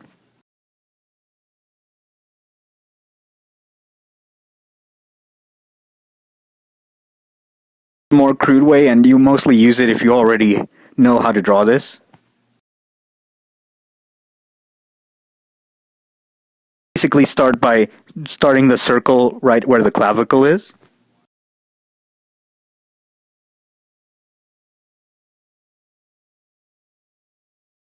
A triangle like that.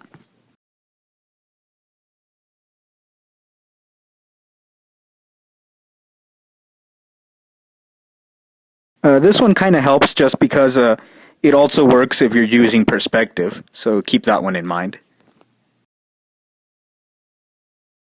And of course, if you're ever having trouble visualizing, just remember circles, half circles.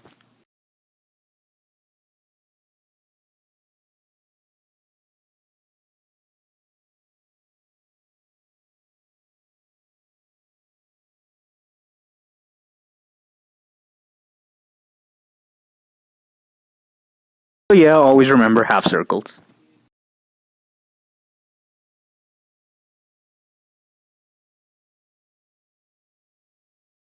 So as you can see, after all this, we basically made the body.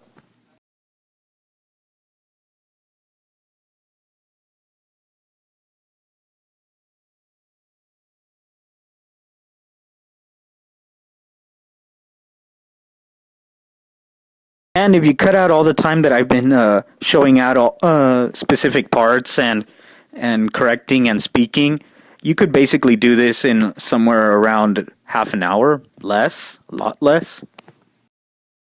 And now we can just basically put the clothes on Miku. And one easy way that I like to do this is to do another sketch, this time a more refined one. So what I'm going to do is I'm going to take this same layer, lower the opacity to 60%.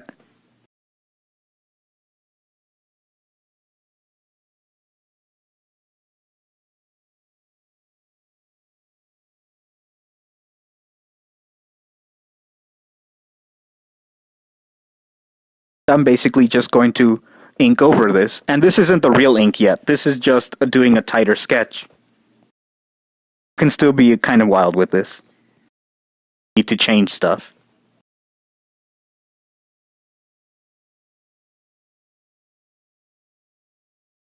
Oh, and always remember that whenever you want to make sure that you're doing something over, use a multiply layer because it'll make everything darker.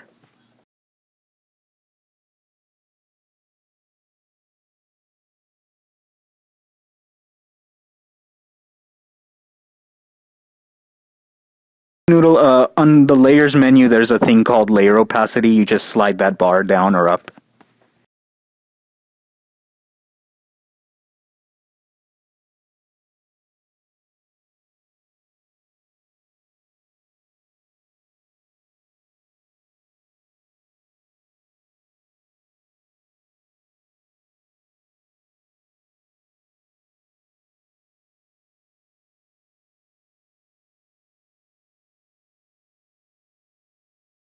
Now, for inking, even if it's a big picture or anything, I always want to stick to around 4 to 6 points. Mine's is going to be at 4. Still using the pencil pen. I have another pen for real inking, but we'll use that later.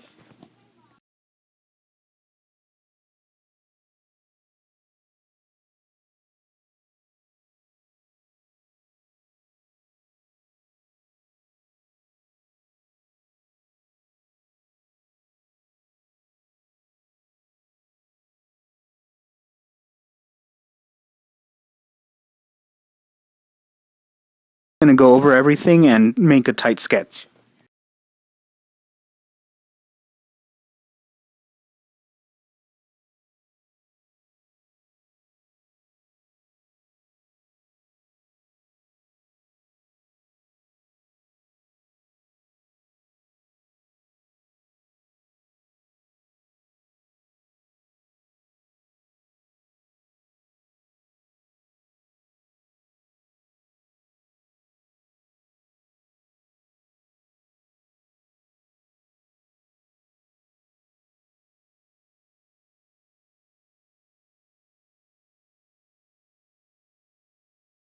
going to do here is I'm just going to add some of the clothes that I can remember she wears.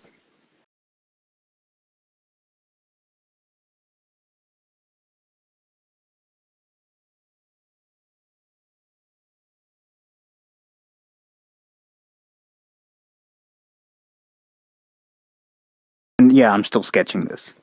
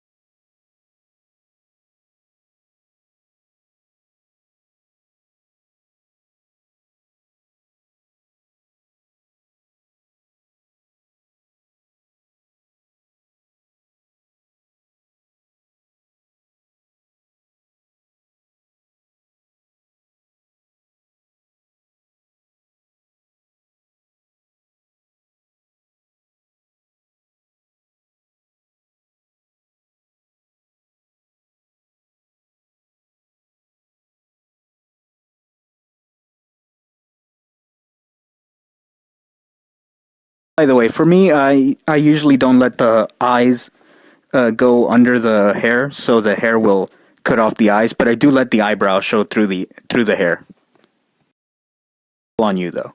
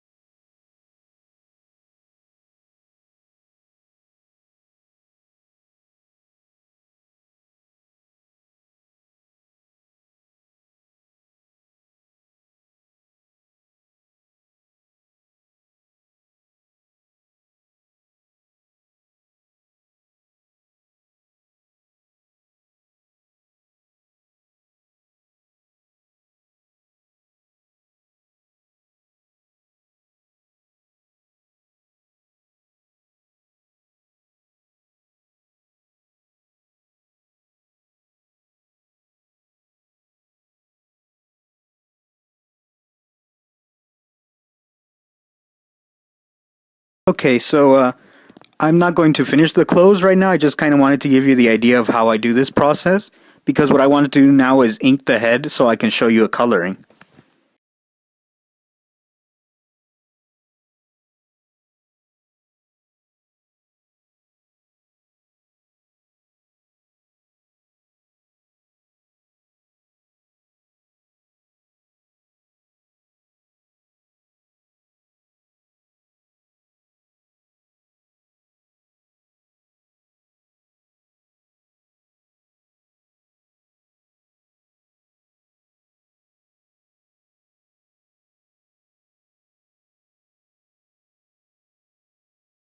So for inking the head, what I'm going to do is I'm just going to ink the head and the hair, and you guys can see how I color it later.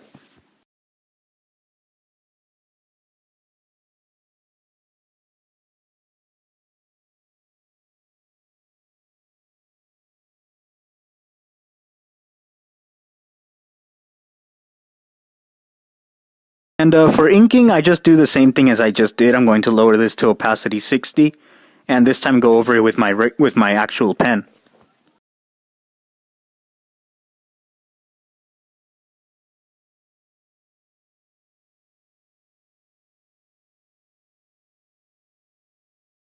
So once again, lower to 60%. On a new layer, I'll use multiply and I'll start inking.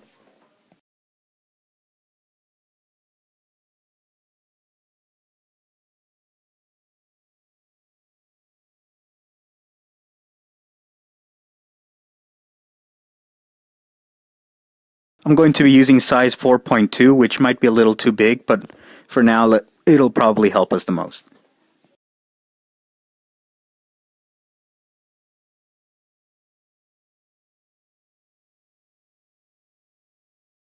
Here's one thing that I love about inking digitally. Basically, once you ink, you can use the eraser to pare down the lines.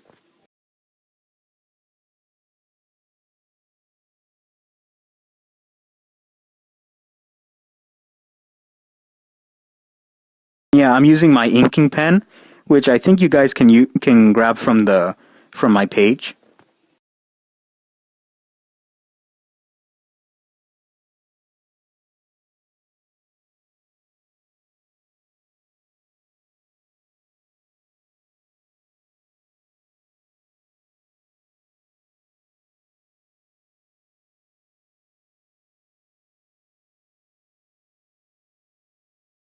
Hooray for rotation!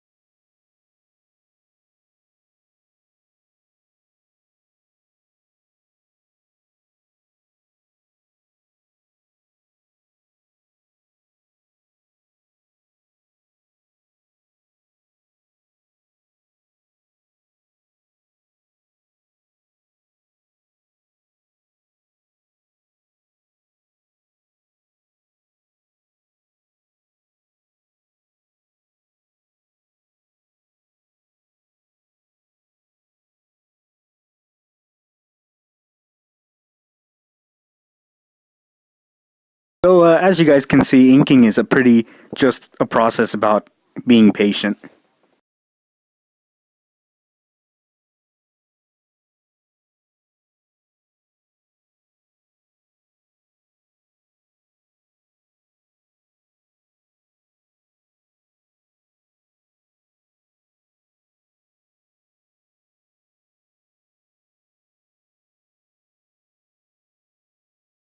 We don't have time for patience, so let's color the head.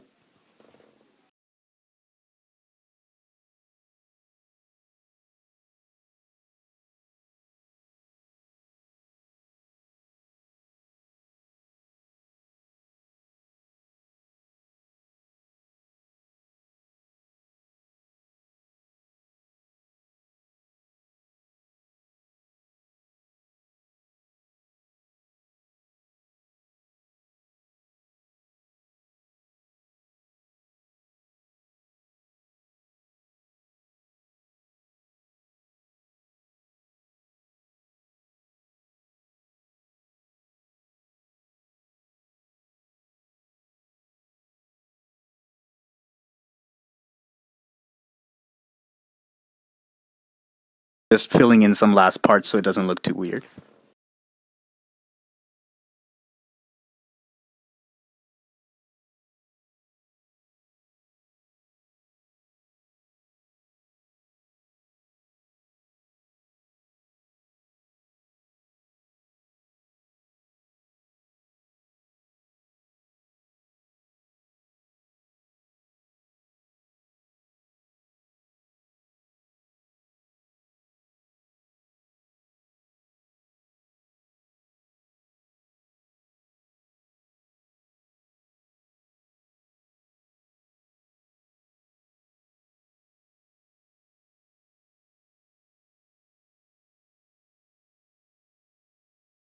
Now I'm only going to color, of course, the head, eyes, and hair. So I'll probably do something for clothes later. But let's start.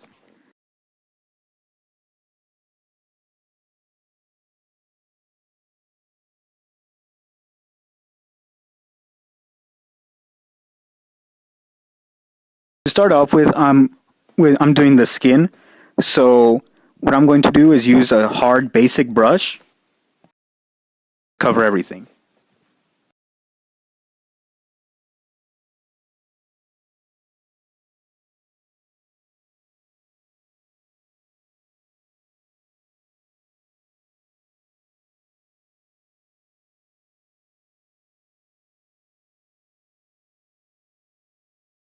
I've done this a few ways. I've gone with a small hard brush and then filled it in later.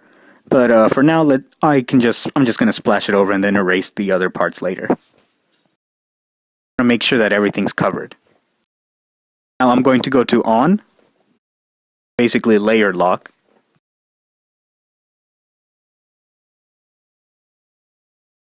I'm going to pick the high contrasting color.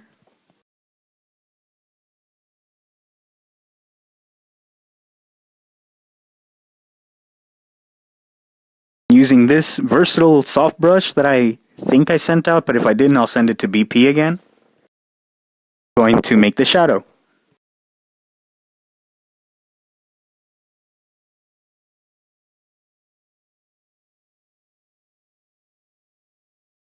Initial shadow kind of gives the shape to the head. I'm going to use the customized brush. Add in the details.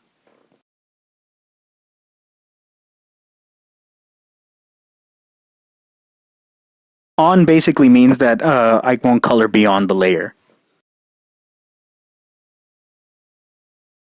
Yeah, it only colored what's already there.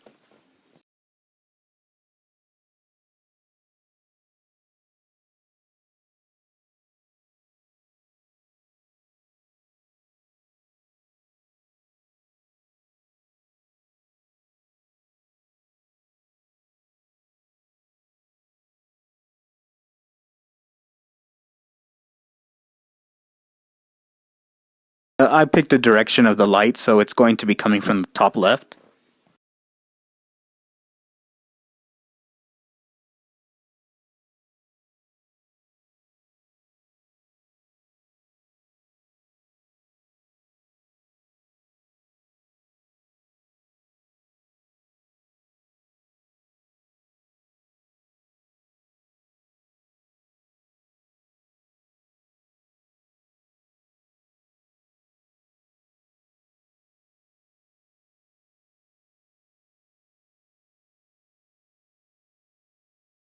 So that sucks. I'm on an iPad, so I don't know about that.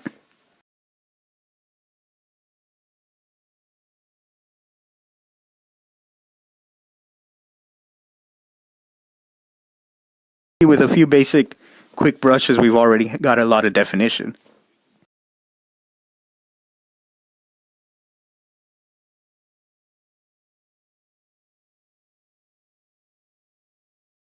Now what I'm going to do is pick a third really darker color.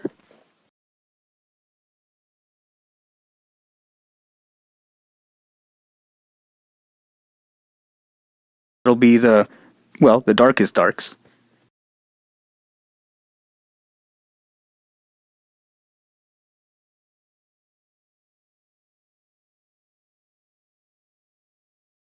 What I'm going to do here is I'm going to use the Smudge Brush to give a little definition to the neck.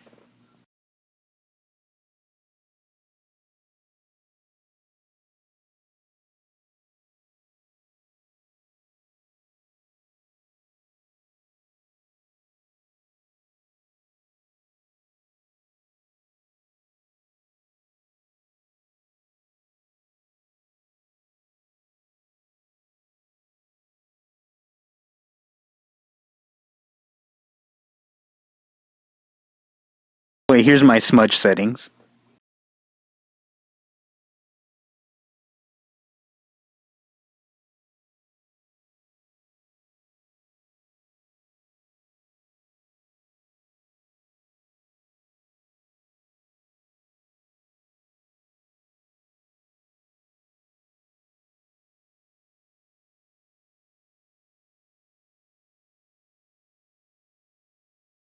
I'm just going to take my hard brush and give definition.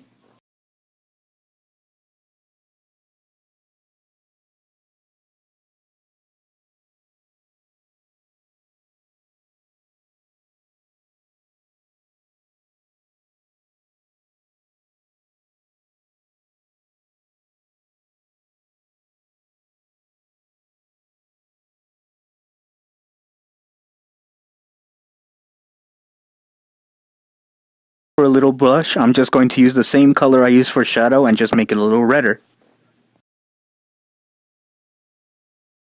The same soft brush again.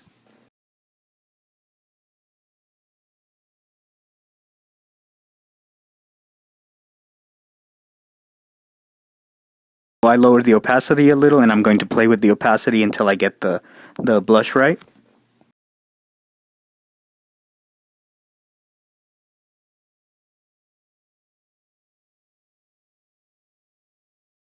And an easy way to make blush for anime is doing it from the sides.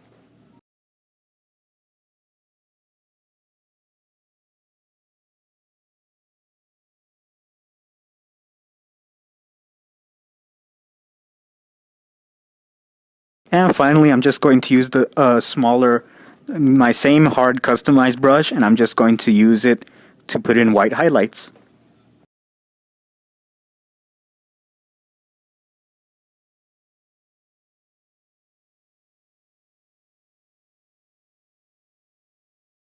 Yeah, well, I just played around with it until I got the right opacity. About just trying it.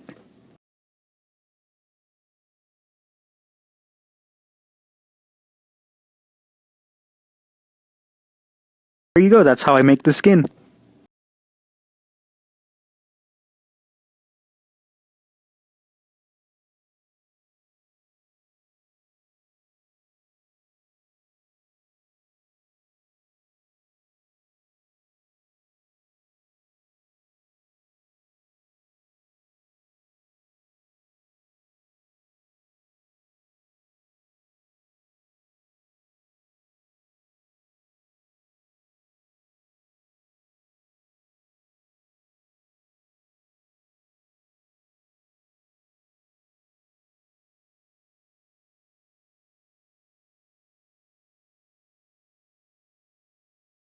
All I'm doing is just erasing.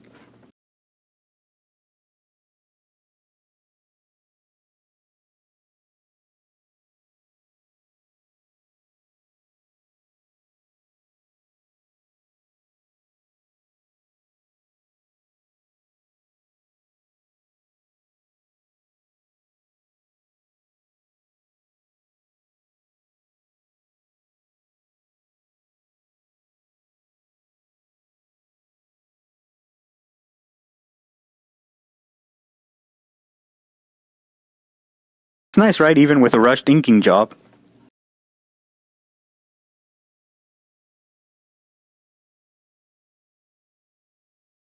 Let's do the hair really quick.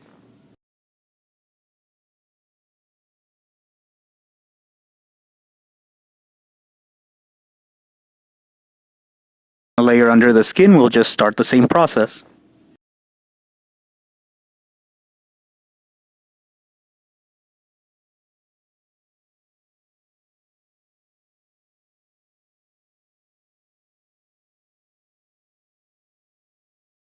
If it is under the skin, you can be a little more reckless.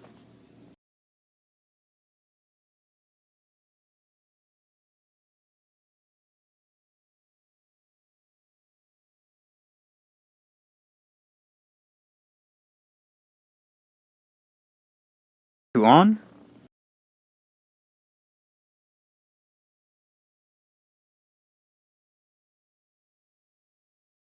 And now do the highlight with the brush, the soft brush.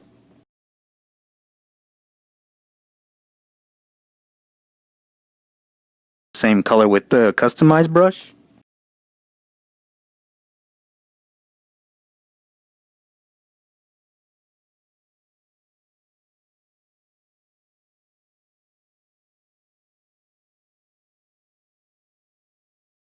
In mind the light source.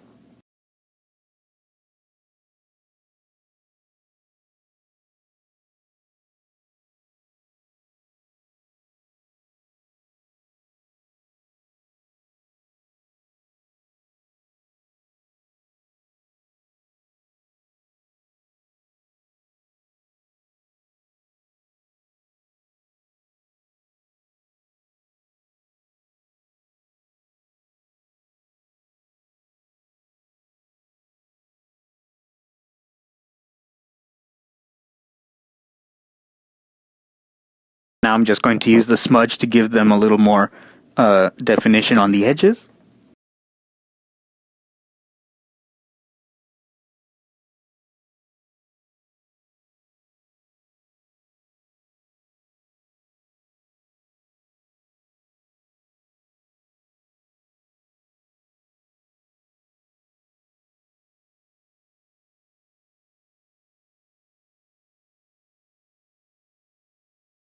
And again, use a dark color.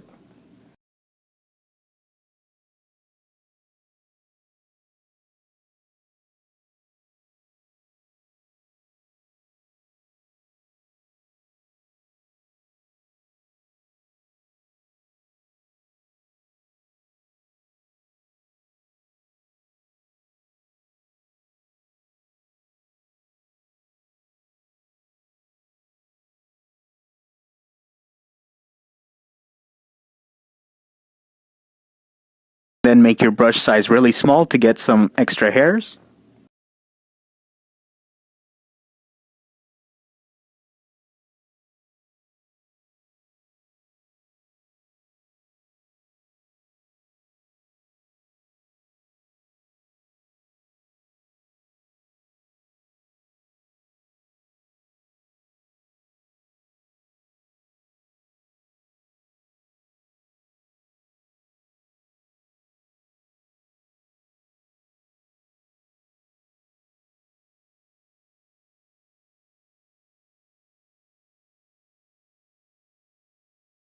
And finally, I'm just going to use a layer above all the hair layer to make the highlight.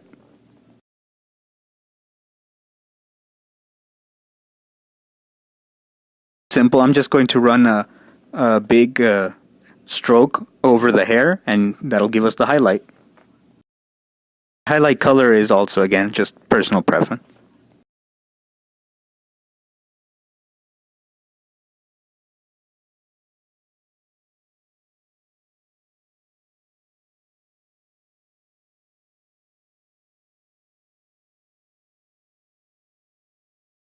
I'm going to erase the parts that are shadowed.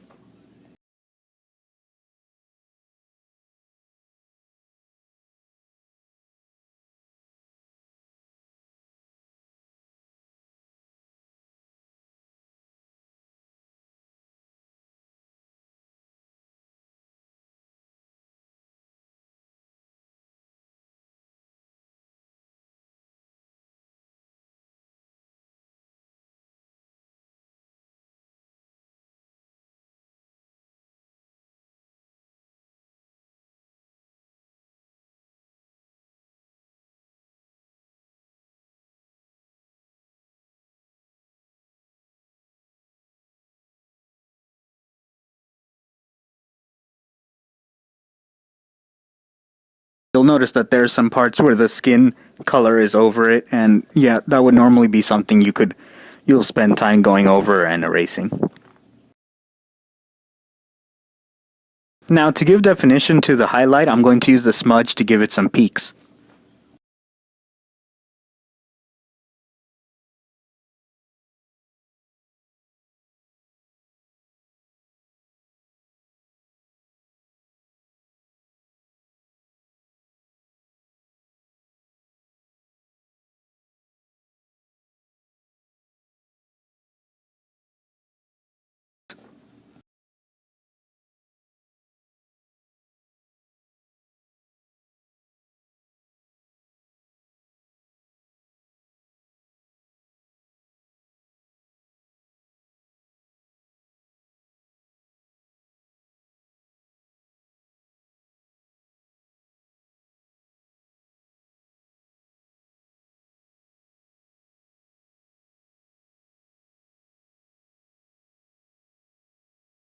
And eyes are a quick no biggie either.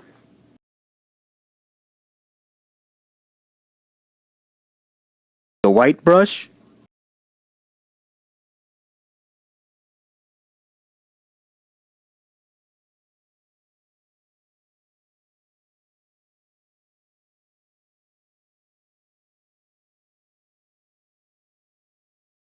It in.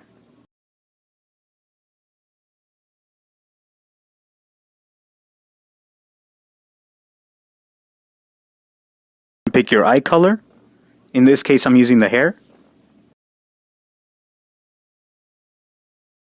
Layer and color it in.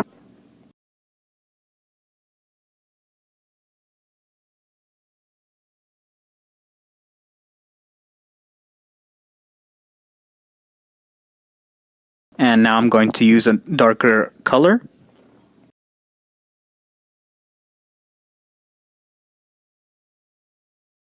Smudge it to give it a gradient.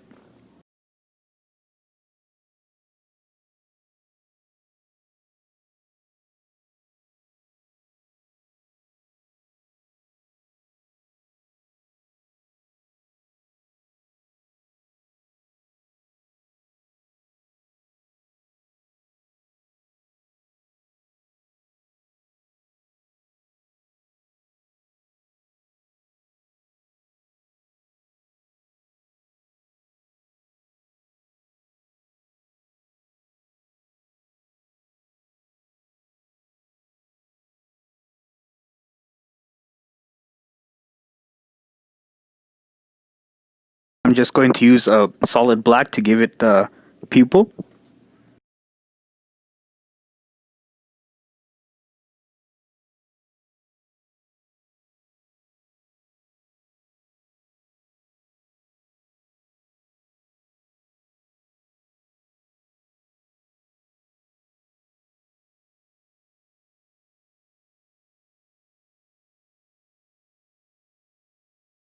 On a layer above, I'm just going to put in a multiply layer to give the shadow to the overall eye.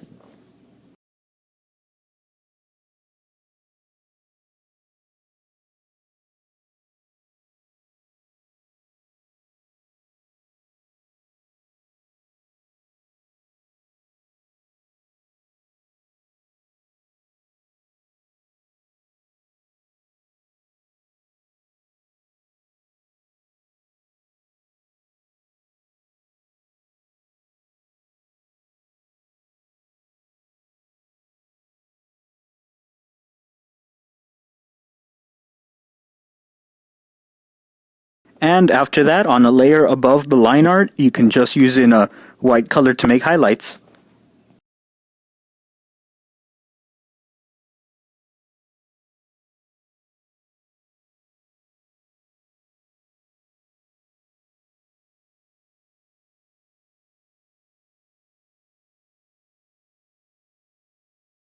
So this is a good start to a colored piece.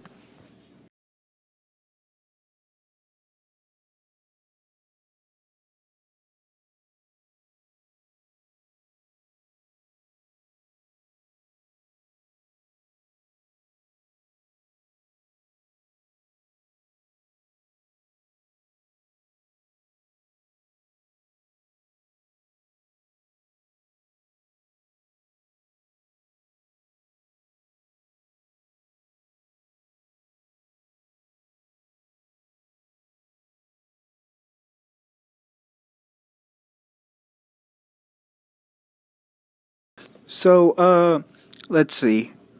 Let's see. Do you guys, if you guys have any questions that you want to see before we wrap this up?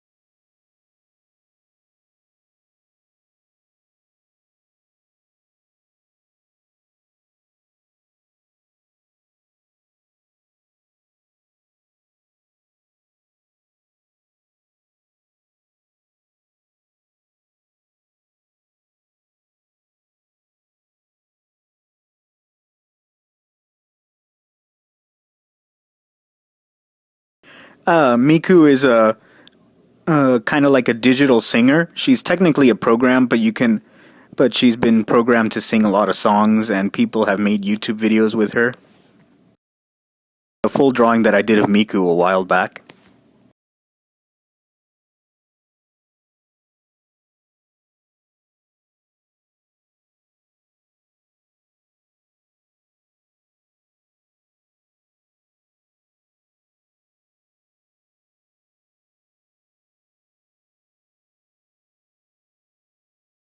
I'm not really sure what kind of compo you guys want to do. I mean, you guys want to hold a little contest between each other to see how much you've learned?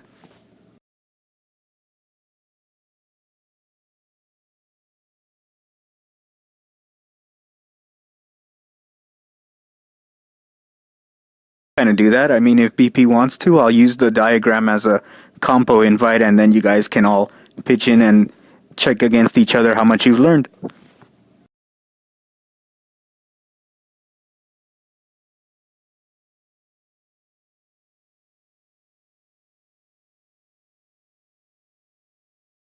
Let's just go with overall class compo, and you guys show off. Maybe upload work in progress of each way you did something.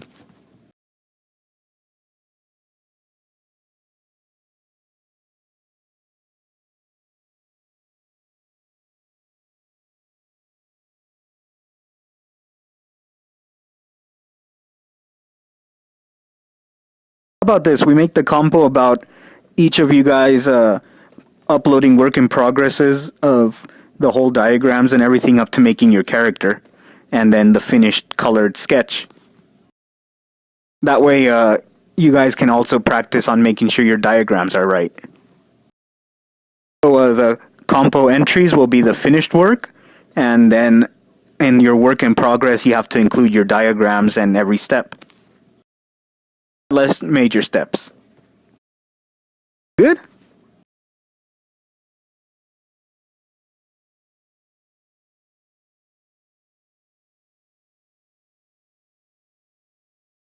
Alright, so I guess I'll upload this and I'll put in the details of the compo and we'll start.